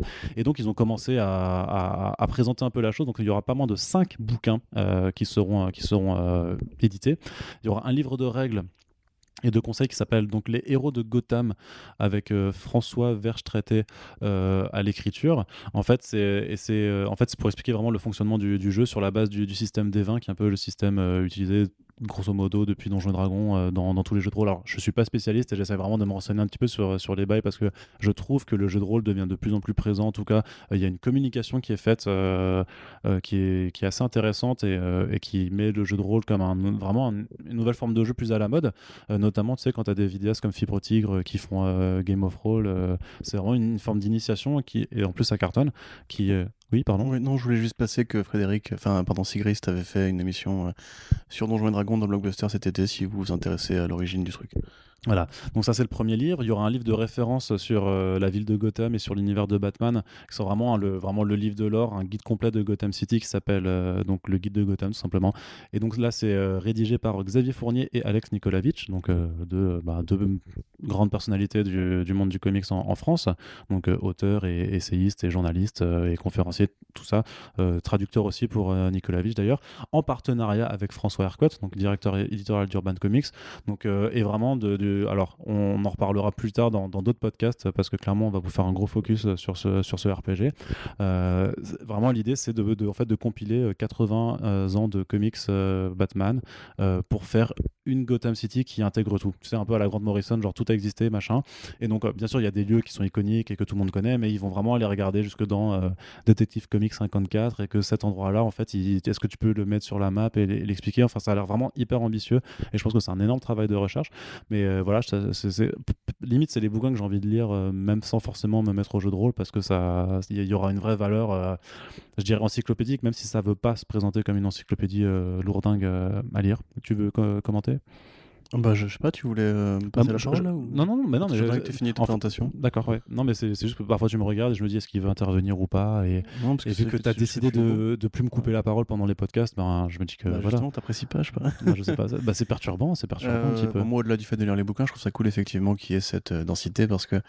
C'est pas fini, on rajoute. Alors, on va faire vite, mais un livre. Donc, t'avais pas fini en fait. Non, bien sûr que non. Pourquoi tu te donnes la parole? Parce que peut-être que tu voulais faire un commentaire entre deux, mais il y a aussi un livre de scénario qui s'appelle Les Chroniques de Gotham, qui sera écrit par Nicolas Texier, Olivier Caïra et Maillard Chakeri. Chouette. Donc, des noms que je ne connais pas, je vais être honnête, mais pareil, ce sera l'occasion d'aller se renseigner. Donc, c'est des gens qui sont, je pense, habitués à l'écriture de scénarios de jeux de rôle. Il y aura 2 livres de campagne additionnels aussi qui seront proposés, vu que ce sera une campagne sur Kickstarter. Et bien entendu, le projet sera accompagné de multiples illustrateurs pour faire des dessins de toutes sortes. Donc il y a des premiers visuels qui sont tombés sur les pages Facebook et sur les Twitter de Monolith. Il y a notamment un monsieur qui s'appelle Anthony Jean qui s'occupe de faire des dessins.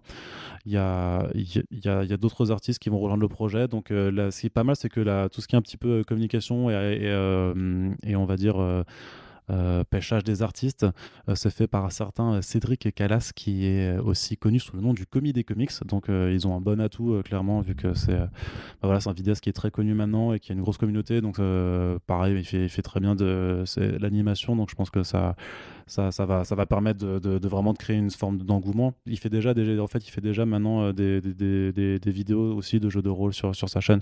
Donc ça participe en fait de tout. Il y a vraiment en fait un vrai créneau de développement du jeu de rôle par YouTube qui est en train de se faire là depuis je dirais un an peut-être maintenant, peut-être un peu plus. En tout cas vu que moi je connais rien, si je vois que ça arrive, c'est que vraiment ça commence à percer des barrières culturelles que je m'étais mise. Vas-y. Voilà, j'ai fini. Là, je voulais intervenir. Voilà, là, tu peux intervenir. Moi, c'est comme toi, je suis pas un énorme connaisseur du sujet. Mais je trouve ça cool justement qu'il y ait cette densité de. Je reprends exactement la phrase que j'ai faite tout à l'heure. Cette densité de thématiques, puisque ce que je comprends du jeu de rôle, c'est que justement, c'est pas forcément un univers aussi cloisonné et rigide que peut être un jeu de plateau, par exemple. Et que finalement, le fait qu'il y ait toute cette espèce de possibilité ouverte de toute l'historique de l'essai comics, y compris des segments un peu absurdes, ça veut dire que tu pourras jouer des campagnes de tons différents ou de styles un peu différents, et pas forcément t'enfermer dans un truc justement avec une topographie aussi nette et structurée. Après, si tu veux un petit peu ça, et que tu as déjà backé pour le jeu de plateau, je crois que l'idée c'est que tu puisses utiliser certaines maps du jeu de plateau pour quand même participer en fait à. Ouais, je veux dire, tu vois, par exemple, si tu fais un scénario en mode à la chasse du Condiment King, tu vois, tu peux te permettre de le faire sans forcément rentrer dans le Joker, veut dynamiter Gotham, il a tué ta copine, etc. Enfin, tu vois, c'est l'immersion, je cherchais le terme. C'est-à-dire que tu peux utiliser les maps pour l'immersion. Ouais, c'est ça, je disais bien, mais je disais, mec, à quoi qu'est-ce qu'il cherche comme terme? Et là, j'ai la réponse, c'est l'immersion. C'est super. Et non, c'est beau projet français, donc c'est cool. Faudra qu'on se fasse une petite partie, mon petit Kiko. Volontiers. Tu te sens de tout lire pour devenir le MJ, pardon? Le MG. Oui. Ça prendra du temps. Super. Et il faudra trouver une façon de rentabiliser après le temps passé là-dessus. Mais ouais, ça peut être intéressant. Donc en termes d'artistes, il y a aussi des dessins de Olivier Sanfilippo qui ont été dévoilés. Donc voilà, c'est 2 artistes français aussi qui travaillent dessus. Et donc le commis dans sa vidéo a annoncé que voilà, il y aurait des grosses collabs. Donc on s'imagine. Voilà, je crois que c'était justement. Enfin toi tu l'aimes pas, mais non, c'était David Finch qui avait fait le visuel de Batman Gotham City Chronicles. Il me semble. C'était pas Tony S. Daniel, c'était David Finch qui faisait le gros visuel avec les héros et les vilains. Donc voilà, ils ont des gros noms, ça bosse avec DC de toute façon, donc ils vont avoir j'imagine. J'aime bien David Finch. Oui, je sais. Non, mais je sais. Mais je veux dire que voilà, ils collaborent directement avec l'éditeur, donc j'imagine qu'il doit y avoir des process de validation à chaque étape, mais du coup, ils ont quand même un carnet d'adresses qui est énorme. Ils ont prévu de l'importer, ce jeu? De toute façon, c'est un jeu qui. Oui, ce sera, il y aura une VF. Je crois savoir que Joe Manganiello et James Gunn sont de très gros fans de jeux de rôle et qui font des émissions aussi. C'est sûr que ça va être qu'il y aura une version anglaise. Enfin, ça, je ne les vois pas ne pas employer de traducteurs pour faire les livres en VO, puisque ça va être un truc qui. Pareil, je veux dire, Gotham City Chronicles, le jeu de plateau, ça a été hyper acheté aux États-Unis. Il y avait beaucoup de gens en France aussi, mais je veux dire, ça a été distribué dans le monde entier, et il n'y a aucune raison que Monolith ne se restreigne qu'au public français. Ce serait enfin. Pour le coup, c'est nous les Français qui sommes plus innovants que nos amis américains. On est trop forts, mec. Alors, est-ce que je le dirais comme ça? Je ne sais pas. T'es un pays le plus innovant de 2020, apparemment. C'est vrai? Ouais, t'avais pas vu le truc Non, j'ai pas vu. Apparemment, on a été reconnu par je sais plus quel organisme comme le pays le plus innovant de 2020, grâce à Monolith et au Kickstarter pour le plateau. Sûrement. Le jeu de rôle, pardon. Allez, une petite news pour terminer cette partie comics. Une toute petite annonce. On n'a pas encore trop de détails, mais le FIBD sera donc scindé en deux pour l'année 2021. Donc, il y aura une petite manifestation qui se tiendra aux dates qui étaient prévues, c'est-à-dire donc du 28 au 31 janvier 2021.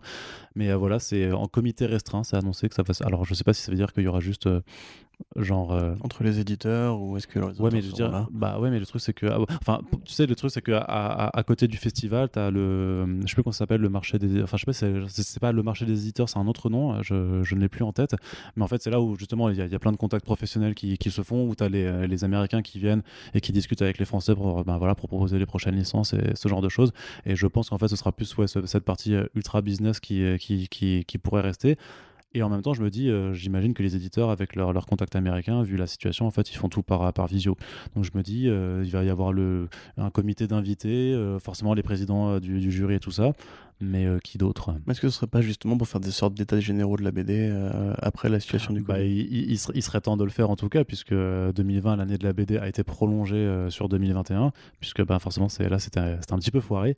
Et de toute façon, même Mathieu Babel disait dans notre podcast précédent, c'était que le rapport Racine a été complètement mis de côté, alors qu'il y avait quand même des constats et des propositions qui étaient faites dedans. Et donc pour l'instant, l'année de la BD, elle a une sale gueule. Donc à voir si, je veux dire, il y avait la situation était déjà tendue en janvier 2020. T'as vu, j'ai dit 2020, oui. Pas 2020. Et certains auteurs, justement, qui avaient été récompensés, avaient dit s'il n'y a pas des efforts qui sont faits, on ne reviendra pas l'année prochaine.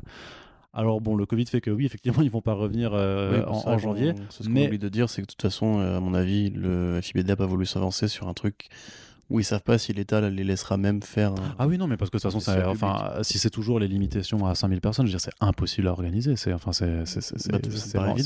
Oui, non. Il y a un vaccin qui, a priori, non. Donc, Non, bien sûr. Mais il y aura du coup une seconde partie au printemps ou à l'été 2021. Donc, franchement, je suis prêt à parler que ce sera l'été plutôt que le printemps. On se laisse le plus de temps possible pour voir comment la situation a évolué d'ici là. Quoi. C'est ça, c'est un peu ce que fait par exemple Marvel Studios avec ses films aussi. Mais donc, on ne sait pas encore à quelle date. Et voilà, ce sera plus une forme présentielle pour avoir le plus grand public possible. Et donc là, j'imagine que ce sera avec les éditeurs qui auront leur stand, les auteurs, les artistes, les autrices. Traditionnel, mais j'imagine que peut-être la part business de côté, justement. Il faut quand même que pour le début d'année, il y ait les remises de prix, il y a ce genre de choses, parce que ça, il faut le maintenir. Mais du coup, voilà, on espère que le comics y sera représenté, parce qu'il y est quand même de plus en plus, en tout cas à chaque fois de façon plus ou moins constante, mais il y est quand même. Et vu qu'il va y avoir un nouveau changement de direction artistique. Dans la sélection, tu veux dire ? Non, dans la sélection et aussi dans les expos, par exemple, parce que tu avais Hollywood qui était l'année dernière, enfin cette année. Et l'expo elle était incroyable. Et Corben avant. Donc voilà, maintenant c'est plus Beaujouan qui est directeur artistique. Il y a 3 personnes qui se partagent la tâche, donc j'espère que c'est des personnes qui pensent aussi aux comics, à la bande dessinée américaine, et on attendra donc d'avoir d'autres nouvelles de ce FIBD auquel nous ne nous rendrons pas a priori en janvier, parce que je ne pense pas qu'on sera sélectionné dans le comité restreint. Il y a assez peu de chance. Effectivement. Alors, petite partie sur les séries télé. Que se passe-t-il au final ? Il y a un regain d'activité. Alors moi, j'avais juste envie de dire 2 petits mots sur Disney+ qui commence à se remettre en branle, notamment sur ses prochaines séries télé, puisque voilà, il y a eu quelques annonces qui ont été faites récemment. Notamment, il y a l'actrice qui joue She-Hulk, c'est Tatiana Maslany, donc qui était l'actrice principale de Orphan Black. Il y a aussi une réalisatrice qui était une réalisatrice principale qui a été trouvée, qui s'appelle Kat Coiro, peut-être, je sais pas comment ça se prononce, mais moi j'étais plus intéressé par Miss Marvel, le projet Miss Marvel, qui m'intéresse un peu plus que She-Hulk personnellement, surtout parce que les équipes de réalisateurs ont été annoncées, et il y a Bilal Fallah et Adil El Harbi qui sont 2 réalisateurs belges qui viennent de Belgique et qui avaient fait il y a quelques années un film qui s'appelle Black, qui était une forme de Roméo et Juliette, mais des cités belges de Bruxelles. Très violent. Très violent, mais avec une réalisation hyper énergique. C'était vraiment un film un peu... C'était si violent que ça, je me souviens. Ouais, si. Ah, si, c'est... Okay. Si, le film avait un peu fait scandale à l'époque, parce qu'il était, il était très dur, mais il était hyper bien filmé, hyper bien mis en scène. Et il y a une réalisatrice pakistanaise qui a été choisie. Je vais peut-être expliquer parce que du coup, Black, ça a un sens dans le cas Miss Marvel. C'est que, comme tu dis, c'était un Roméo et Juliette, justement, entre je crois que c'était un jeune musulman et une jeune noire. C'est ça, ouais. Et du coup, tout ce que ça peut justement engendrer en termes de tension, conflit un peu. Il y avait des tensions à la fois raciales et culturelles en fait. Parce que tout à fait. Et donc effectivement, Miss Marvel, qui, comme on le sait, est une jeune héroïne musulmane des quartiers. C'est des gens qui connaissent leur sujet, qui, comme tu l'as dit, quoi ? Je sais pas, des quartiers. Pas des quartiers de la banlieue de New York, quoi. Ouais. Après, c'est pas la même. C'est pas là quand. Oui, mais non, je dis pas que c'est le ghetto. C'est pas du tout la même image des quartiers quand tu dis les quartiers. Mais aux États-Unis, les quartiers sont dans la ville, pas à l'extérieur. Donc voilà, on va dire plutôt que effectivement, comme tu dis, en périphérie, voilà. Les suburbs. Ouais, mais les suburbs, ça peut aussi envoyer une image de province, de banlieue blanche riche. Donc on va plutôt dire des quartiers pauvres, voilà. Et comme tu dis, voilà, effectivement, c'est cool de prendre à l'international parce que c'est des réalisateurs belges pour un projet américain, ce qui est finalement assez rare, quand même. Et les réalisateurs qui a priori sont arabes tous les deux. Oui. Pour un personnage qui justement est arabe elle aussi, donc. Elle est pakistanaises du coup, elle est pakistanaise d'origine pakistanaise. C'est assez inattendu, mais c'est plutôt une bonne nouvelle effectivement. Je pense que c'est plus pour peut-être. Alors, je connais pas la confession de Bilal et Adil à imaginer qu'ils sont musulmans pour parler d'une héroïne qui est musulmane. J'imagine que c'est. Non, mais c'est pour ça, parce que pour le côté origine et vraiment tradition pakistanaise, ils ont une réalisatrice qui est pakistanaise. Donc en termes de background culturel, ils seront plus. C'est plutôt cette personne-là, donc qui s'appelle Charmine Obaid Chinoy, qui est une réalisatrice surtout qui a fait beaucoup de documentaires et des documentaires nommés et primé aux Oscars. Donc pareil, tu vois, c'est une personne qui a un CV assez lourd. Et donc il y aura également une autre réalisatrice qui s'appelle Mira Menon, qui est indo-américaine et qui a réalisé plein d'épisodes pour The Walking Dead, The Punisher, Titans, For All Mankind aussi, qui a quand même eu un très bon accueil critique. Ouais, donc plutôt du milieu de saison. Voilà. Ouais, c'est ça. Mais ouais. Enfin, tu sens que c'est toujours, on l'avait déjà dit, mais Feige avait dit, pour les prochaines phases, on va aussi à la fois étendre l'horizon diversité dans les personnages présentés, mais aussi avec les gens qui les font. Des deux côtés de la caméra. Voilà, des deux côtés de la caméra, tu vois avec ces annonces qu'ils respectent ce qu'ils ont dit. Et pour parler justement de la première super-héroïne musulmane de l'écurie Marvel, c'est bien d'avoir des gens qui sont concernés par les thématiques que la série devrait, en toute logique, aborder. Surtout pour une documentariste qui du coup probablement fera plus de travail pour coller à une sorte de sincérité dans le propos. Ouais, c'est ça. De la même je trouve, alors ça pourra se débattre dans un autre podcast, mais un peu de la même façon dont Ryan Coogler s'était impliqué sur Black Panther. Tout à fait. Par contre, on a regardé des trailers aussi. Tu veux ouais, ok, on commande pas du coup She-Hulk. Non, pas. En fait, je t'avoue que c'est juste l'actrice, elle a été choisie. J'ai pas regardé Orphan Black, je vais être sincère. Moi non plus. Mais j'avais regardé un épisode, j'ai trouvé sympa, mais après. Je voulais juste poser la question parce qu'ils ont annoncé que celle-ci, donc ça veut dire full CGI pour She-Hulk une fois qu'elle est en costume entre guillemets, donc transformée. Et ça pose la question des moyens qui vont être développés. Parce que moi justement j'étais entre guillemets parti sur une sorte de série parodique qui reprendrait parce que c'est un personnage qui est hautement méta, She-Hulk, donc ils auraient pu faire une série qui serait purement comique, comme WandaVision on voit qui cherche un truc un petit peu stylisé, qui s'éloigne un petit peu de la formule habituelle. Je me suis dit limite ils en font une série comique avec un double vert et grand comme Lou Ferrigno à l'époque. Mais apparemment c'est pas le cas, donc après ils ont fait oui c'est vrai qu'ils l'ont annoncé comme, enfin ils l'ont pas fait annoncer officiellement, mais t'es pas à l'abri qu'il y ait une autre annonce qui arrive. Oui, c'est ça. Ils ont dit Jennifer Walters. Oui, c'est ça, c'est vrai. Donc voilà, à voir. En tout cas, effectivement. Et justement, est-ce que dans la catégorie à voir, tu rangerais le trailer d'une série qui s'appelle Helstrom, qui arrive le 16 octobre sur Hulu? Attention, non. Non. Il y a un gros suspense. Et toi, Arnaud? Non, pas non plus. Non, ça a l'air tellement. Enfin, ça a l'air.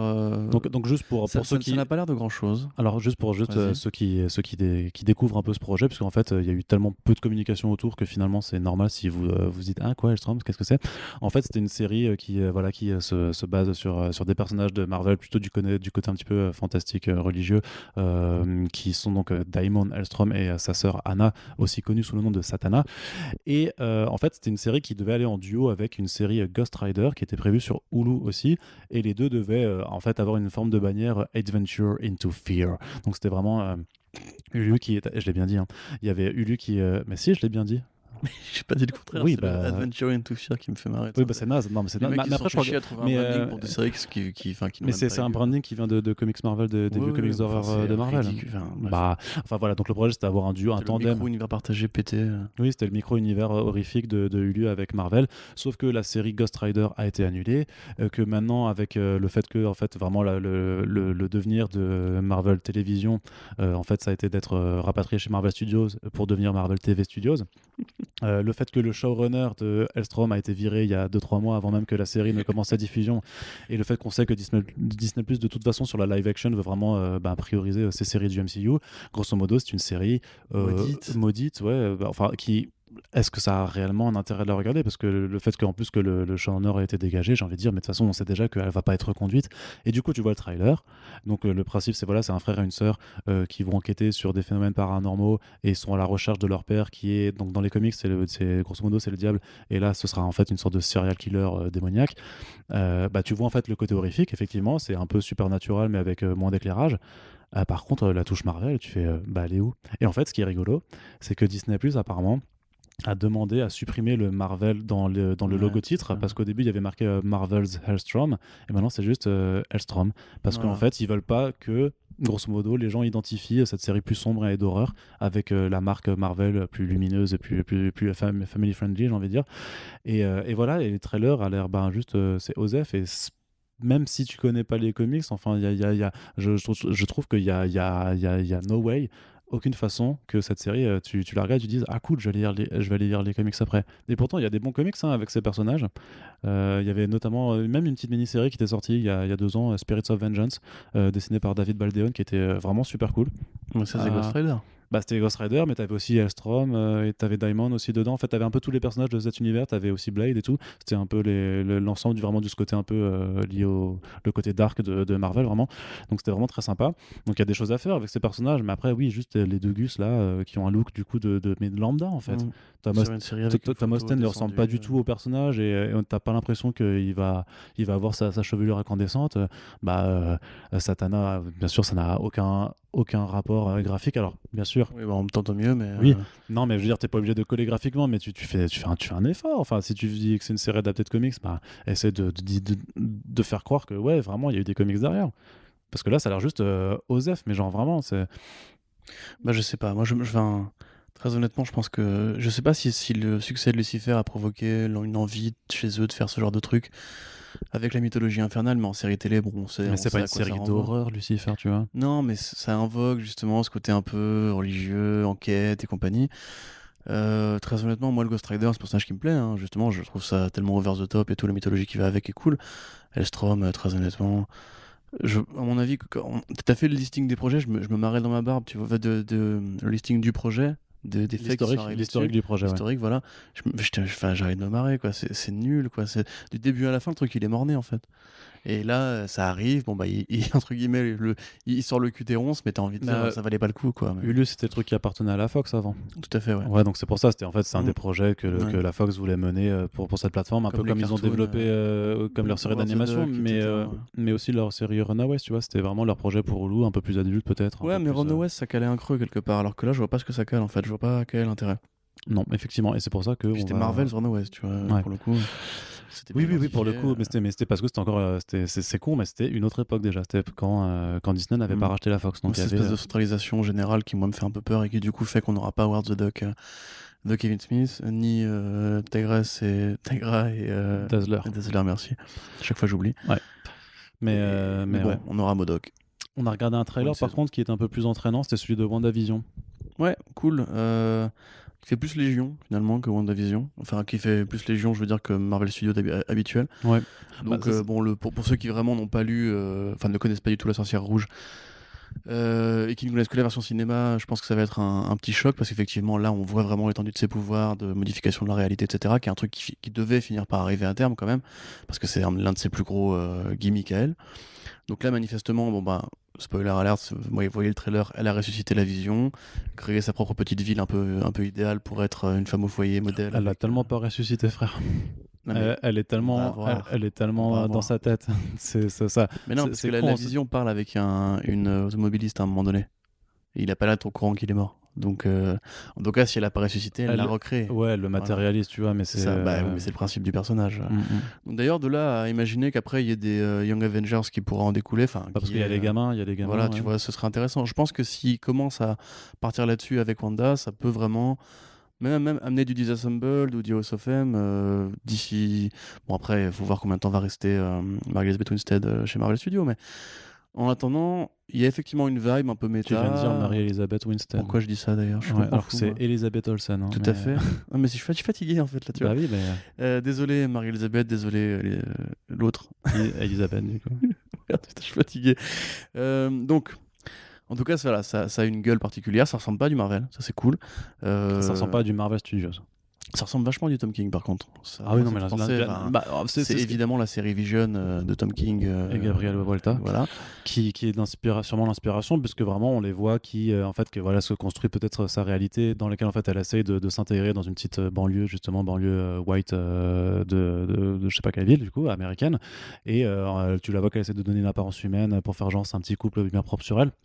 Et c'était exactement ce que faisait Tom King dans cette série, où Vision avait sa femme et ses enfants et essayait en fait d'avoir une semblant de vie normale en s'intégrant dans une banlieue, sauf que eux ils étaient complètement robotiques et que du coup c'était une famille entièrement robotique. Donc là il y a quelques différences, mais quand tu vois les costumes tout propres, tout ça, ce truc très American Way of Life des années 50.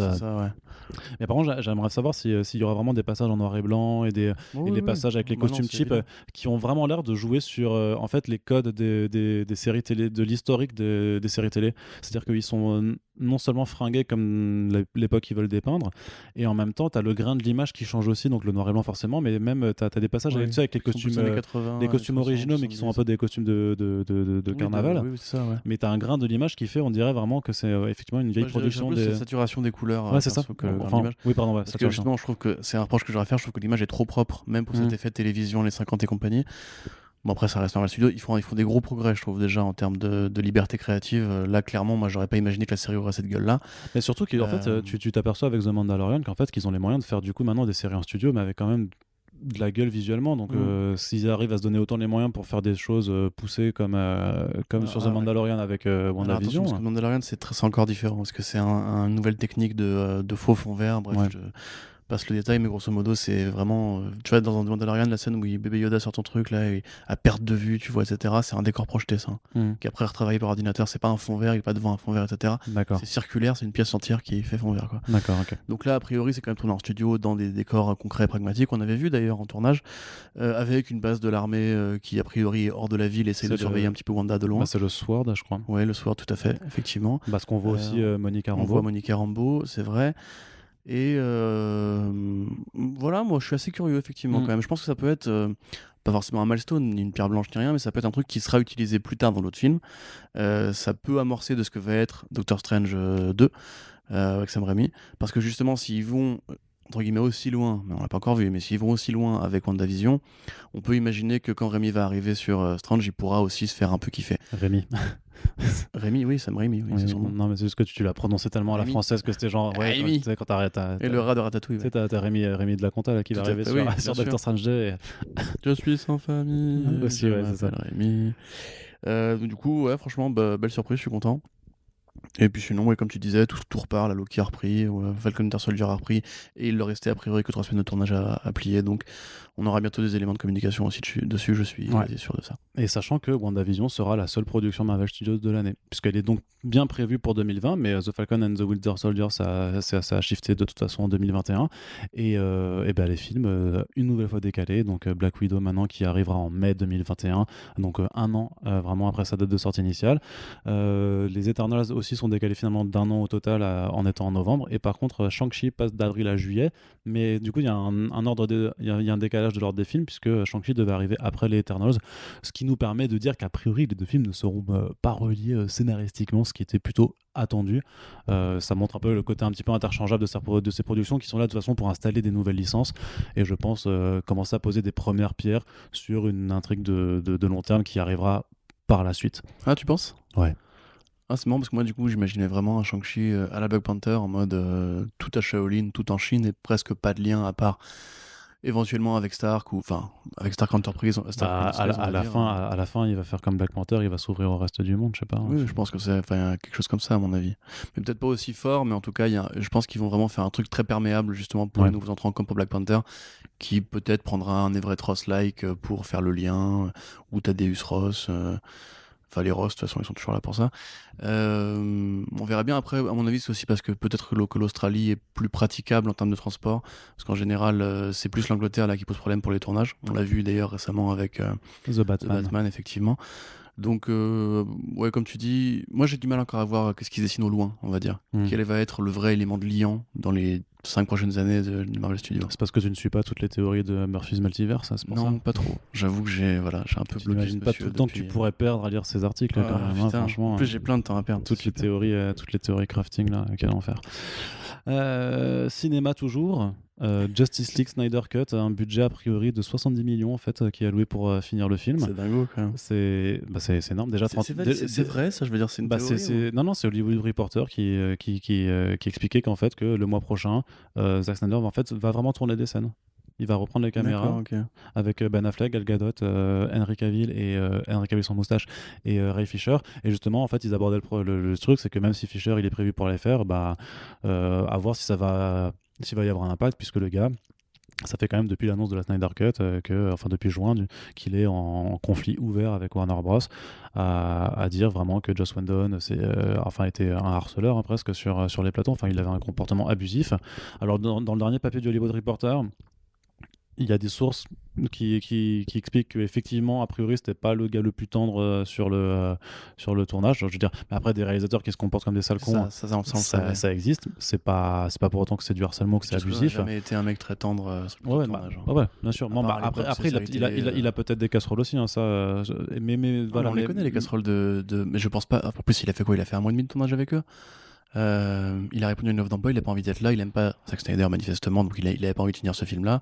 Non, et puis apparemment ils étaient de toute façon c'était des conditions de tournage après, enfin de ces reshoots notamment, où ils expliquent bien que tout le monde était hyper tendu parce qu'il est arrivé genre au printemps, le film devait être fini en novembre, il devait sortir au cinéma en novembre, t'avais Berg et Jones qui étaient sûrement aussi, qui savaient que leur job était à 2 doigts d'y passer, donc ils devaient pas non plus très aimables, donc de toute façon ça ne pouvait pas bien se passer. J'imagine que si l'équipe justement qui a soutenu Snyder depuis a probablement appris la nouvelle pour sa fille, etc. et devait être donc emmerdé pour lui quand Whedon est arrivé, qu'ils ont vu qu'entre guillemets il y avait un remplaçant qui allait gommer le film pour remettre un coup de stabilo dessus. Évidemment que je pense que ça a dû être horrible comme période de tournage pour tout le monde. Ouais, en fait, et puis Ray Fisher qui devait être d'autant plus saoulé puisque il avait quand même un rôle bien plus important, son rôle de Cyborg était bien plus important, et c'est je crois lui qui a le plus disparu en fait des reshoots, donc je me demande si c'est pas lié à ça vraiment. Sa colère en fait, tu vois, c'est très probable, ouais. Mais même le père, celui qui joue son père avait dit en convention qu'effectivement il manquait énormément de trucs de ce qui était prévu, comme on le voit dans le trailer, de toute façon. Mais c'est vraiment une affaire étrange parce que dans ce genre de cas, normalement tu dis, on dit écoutez les victimes, croyez-les, et je te jure que viscéralement je vois pas en fait à quel moment parce qu'il n'y a pas de témoignage, tu vois, ils balancent que sur Twitter des scuds en disant ils ont eu des comportements abusifs. C'est ça le truc, c'est que moi j'attends de savoir comment matérialiser ça, qu'est-ce qu'il a fait de spécial. C'est ça, mais c'est ça le truc, c'est qu'en fait il dit rien. Il ne dit rien. Je veux dire, j'ai pas envie de faire comparaison avec des affaires hautement plus scabreuses, quoi. Mais grosso modo, à chaque fois qu'il y a eu des témoignages, les gens disaient ce qui s'est passé. Ils disaient à cette convention, il m'a fait ci, il m'a fait ça. Bon, c'est souvent des trucs de harcèlement sexuel, mais une fois que les victimes parlent et qu'elles racontent les choses, c'est là que tu les écoutes. Là, quand tu balances juste une vidéo où tu disais, son premier truc, c'était de sortir une vidéo où il fait Joss Whedon, il est sympa, et il fait je retire tout ce qui a été dit dans cette vidéo, et après il dit il a été pas sympa, et en plus il était backé par Geoff Johns et Berg. Alors c'est ça le truc, tu vois, tu dis il faut écouter les victimes, mais comment dirais-je, là en l'occurrence, si l'accusation c'est juste de dire que Joss Whedon est un odieux connard, moi je suis largement prêt à croire Ray Fisher, il n'y a pas de souci, je pense sincèrement que Joss Whedon est un odieux connard, c'est pas le premier à le dire, c'est pas le premier à le penser, il a eu ses casseroles aussi, et je pense d'ailleurs que par exemple le sort de la série Bad Girl a peut-être aussi, du film Bad Girl qu'il voulait faire à une époque, a peut-être justement été conditionné par le fait qu'il avait plus envie de bosser avec Warner Bros ensuite et compagnie, ou juste parce qu'il a floppé Justice League, et du coup c'était plus au projet, ou même simplement que entre guillemets avec les casseroles qu'il avait eu par rapport à ses histoires personnelles, sa vie privée, etc. Il voulait un peu ne plus devenir une sorte d'icône féministe et compagnie comme il l'a été à l'époque de Buffy, etc.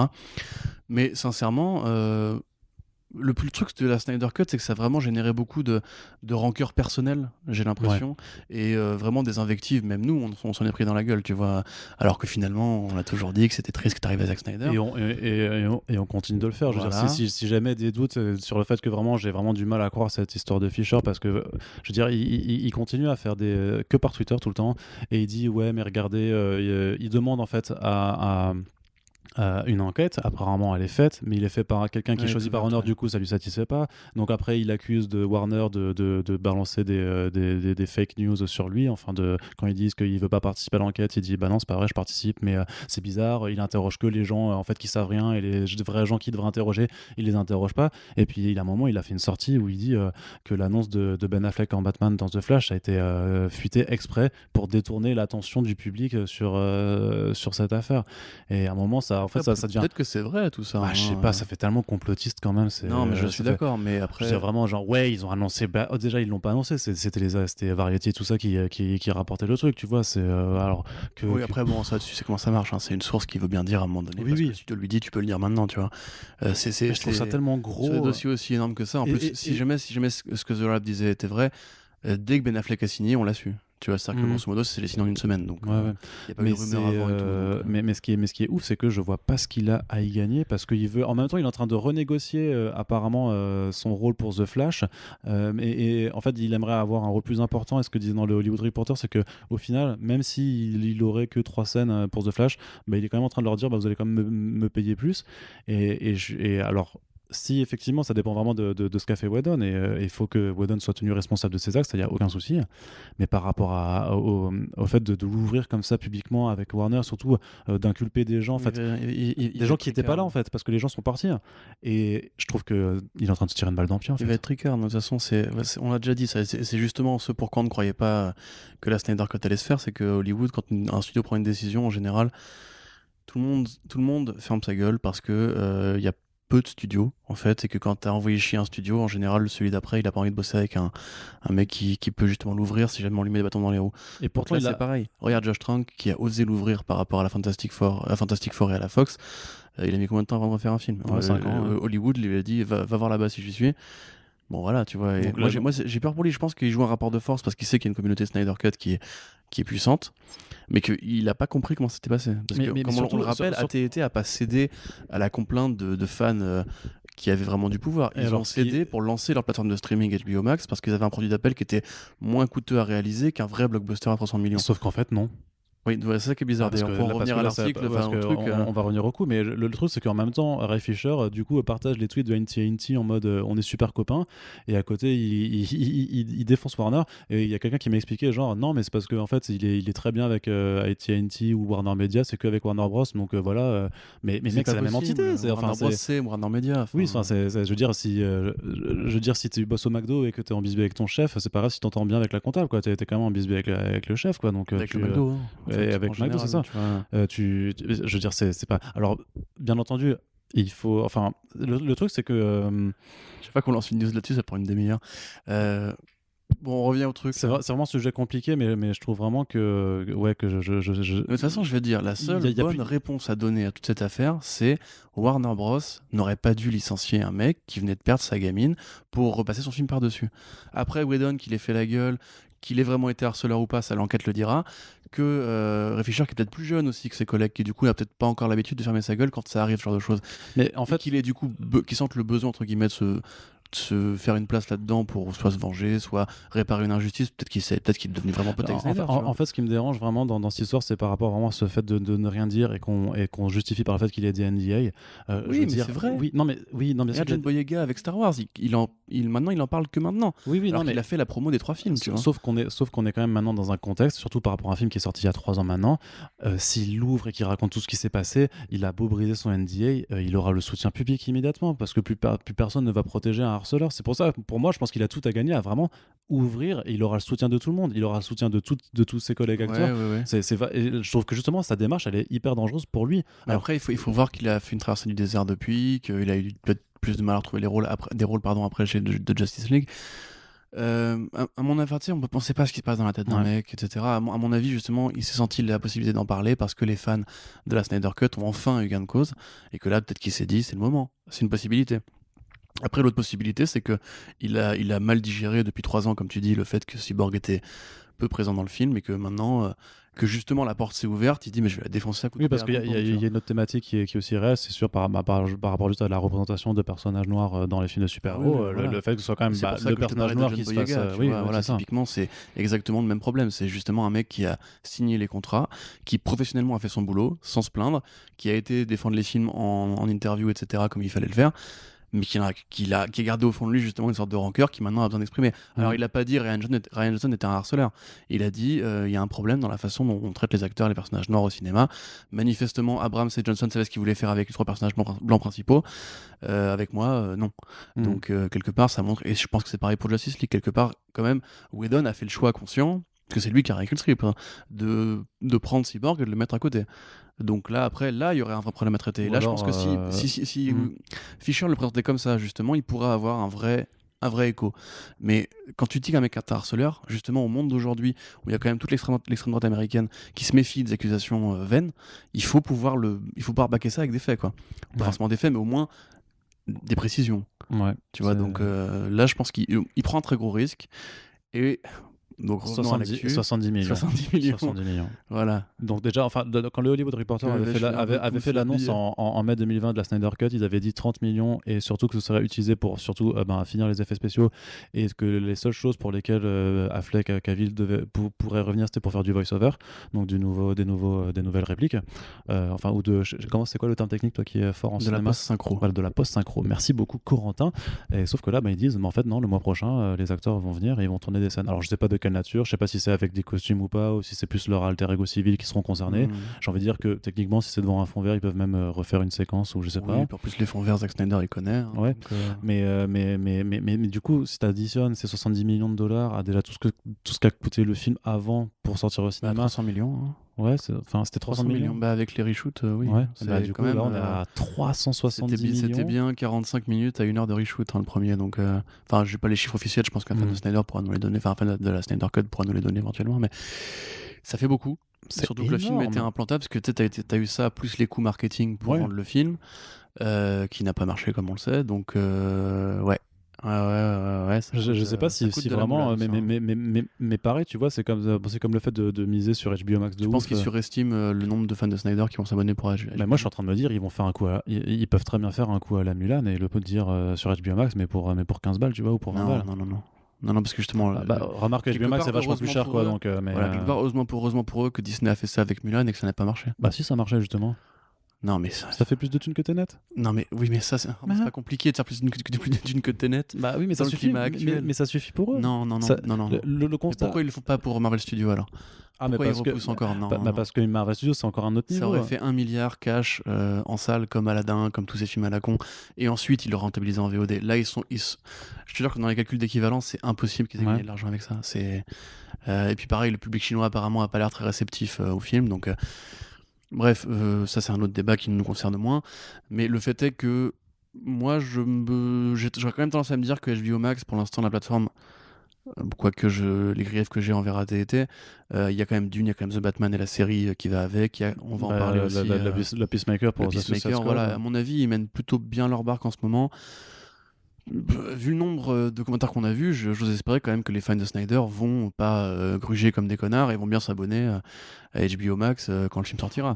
En même temps, j'ai envie de dire gruger pour. Oui, non, parce que c'est dans la vraie logique de revanche envers Warner Bros, tu pourrais le pirater. Je suis bien d'accord. Mais à mon avis, les mecs vont aussi avoir envie de jouer le jeu, tu vois. Donc. Ce qui sera intéressant de voir, c'est surtout comment il sera distribué à l'international. Parce que 70 millions, c'est pour le budget de production. C'est la somme qui est versée pour finir le film. Ouais, parce qu'après il y aura quand même une campagne de com en plus. J'imagine, oui. Peut-être pas énorme, mais tu peux rajouter 5 à 10 millions en plus. Je pense que je sais pas, honnêtement, je sais pas s'ils espèrent être rentables un jour avec ce film. S'ils le font, c'est qu'il y a bien une raison. Hein. Et je veux dire, techniquement, ils ont dû faire le calcul et ils ont fait un calcul qui fait que ça va ramener du fric. Sinon, ils ne le feraient pas. Qu'est-ce que tu imagines, toi, en plus ? Moi, je pensais, est-ce qu'il va changer la fin ? pour faire une fin conclusive de son univers. Bah peut-être, c'est plus à ça que je penserais, ouais. Tu vois, justement, genre, je pense pas qu'il ramènera Darkseid dans l'équation pour une grosse bagarre, mais peut-être justement une fin plus douce et moins ouverte que celle qui était prévue au départ. Une fin qui appellerait pas... De toute façon, on savait que le projet était plus en 2 parties, donc moi j'imagine que techniquement, la fin qui a été tournée, puisqu'il a fait quand même tous ses rushs, hein, il avait fini le tournage, c'était post-prod quand il s'est barré. Donc moi j'imagine vraiment que de toute façon le film était quand même complet. Enfin, il avait déjà été repensé en un seul bloc plutôt qu'en tout parterre, tu vois. Et donc franchement, ce qui est génial, attends, ce qui est génial, c'est qu'en fait la vraie fin de l'univers Snyder, ce sera The Flash, parce qu'il y aura encore le Batman de Ben Affleck dedans. Ouais, mais c'est vraiment un truc de ouf, parce que comment il continue de se trimballer les scories d'un truc qui a pas marché, c'est trop bizarre. Officiellement sera là pour dire au revoir, donc c'est trop bizarre. Là, je comprends pas trop. Ça aurait été le moment idéal pour le tuer. Non, mais par contre, tu sais que 2020 est tellement en train de nous montrer que tout peut arriver, que moi je suis en train de me dire, mais en fait, ils sont en train ils vont changer la fin pour faire le Justice League 2 et continuer en fait le Snyderverse sur HBO Max.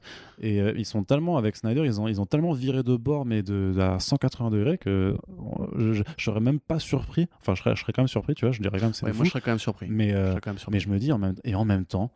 Parce que oui, mais en même temps, sans Batfleck, compliqué, parce qu'a priori, là encore une fois, c'est pareil, c'est The Wrap qui rapporte ça, donc il faut prendre ça avec les pincettes du regard, etc. Mais quoique je crois que THR ou Variety avait validé, a priori, Affleck n'a re-signé que pour, du coup, celui-là et The Flash.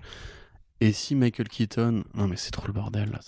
C'est bizarre. Hein. Parce que si Michael Keaton revient en Batman et qu'en plus ils font Justice League 2 avec Ben Affleck, c'est impossible. Et en même temps, c'était leur communication sur le DC Fandom de dire maintenant on est dans le multivers DC. Ou alors ils font Justice League 2 avec Michael Keaton à la place de Michael Affleck. Non, et là mon gars, là, tu vas Michael Keaton en CGI qui fait des ronds au ralenti, qui pète des gueules au ralenti avec sa gueule de vieux là. Je suis tellement chaud mon gars. Non, ça n'arrivera pas. En tout cas, on verra bien comment ça se fait. Donc juste un petit mot pour effectivement... Tu vas avoir J.K. Simmons qui fait ça, mon vieux.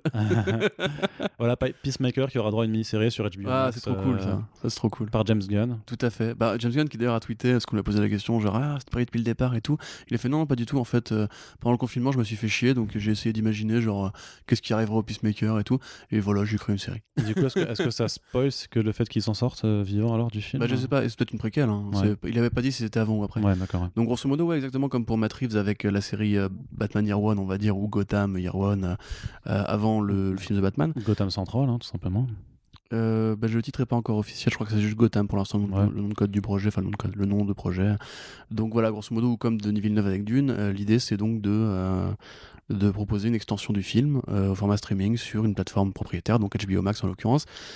Je trouve ça déjà, pour moi c'est une très bonne idée, parce que justement à l'heure d'aujourd'hui où on a tendance, si tu veux, à imposer un peu au public de prendre parti dans la guerre Netflix contre le cinéma français par exemple, truc complètement ridicule, parce qu'au bout d'un moment, moi j'ai pas envie de vivre dans un monde sans grands écrans, non. ni non plus j'ai pas envie de vivre dans un monde sans streaming, les deux ont des qualités, des avantages.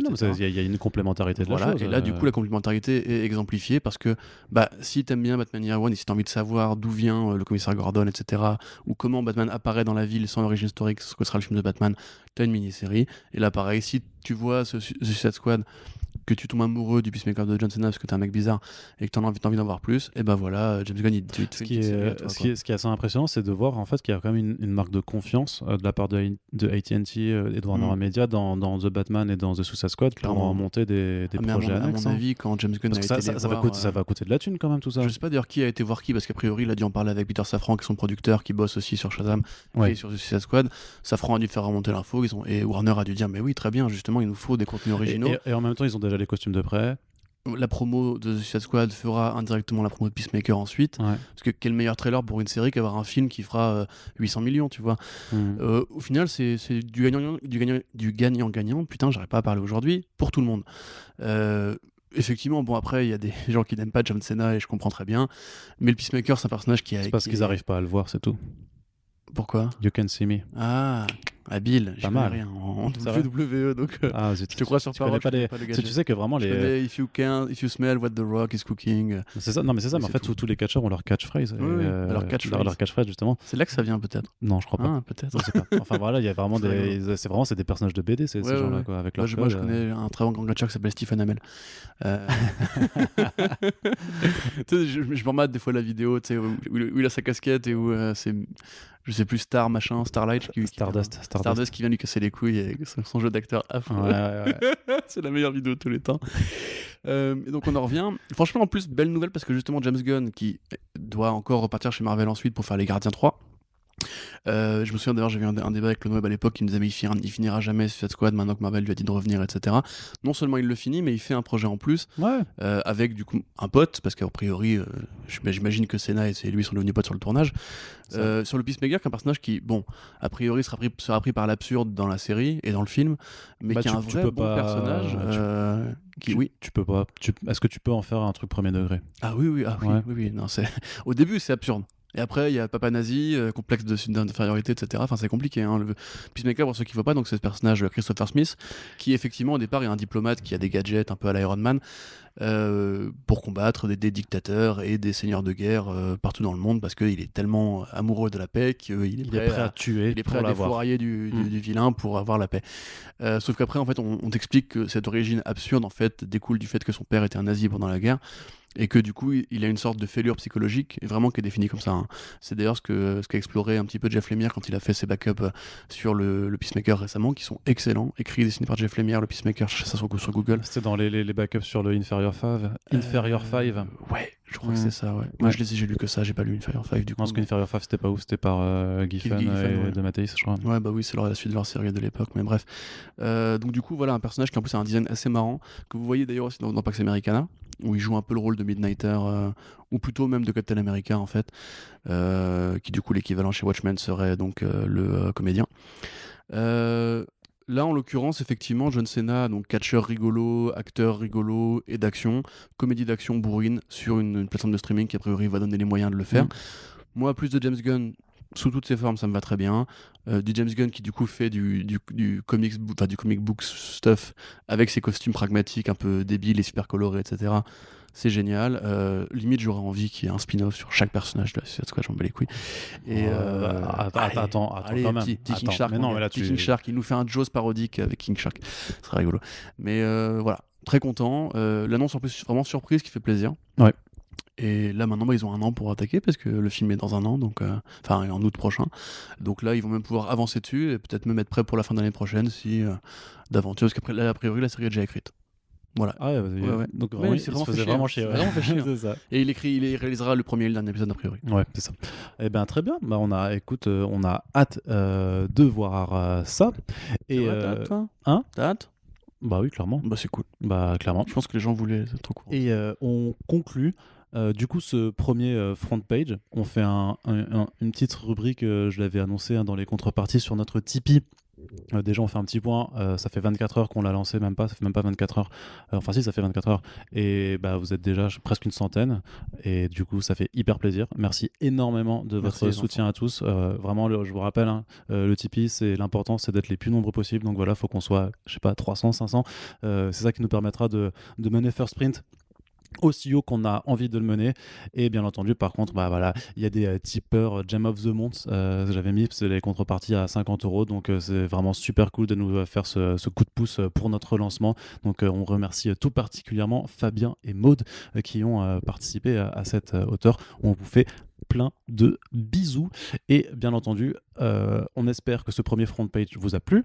Donc là c'est un numéro un petit peu long de 2 heures, de 2 heures, mais voilà, le principe c'est qu'on veut revenir 3 fois par mois, donc grosso modo tous les 10 jours pour justement vous faire en fait des formats de 1 heure, 1 heure et quart max.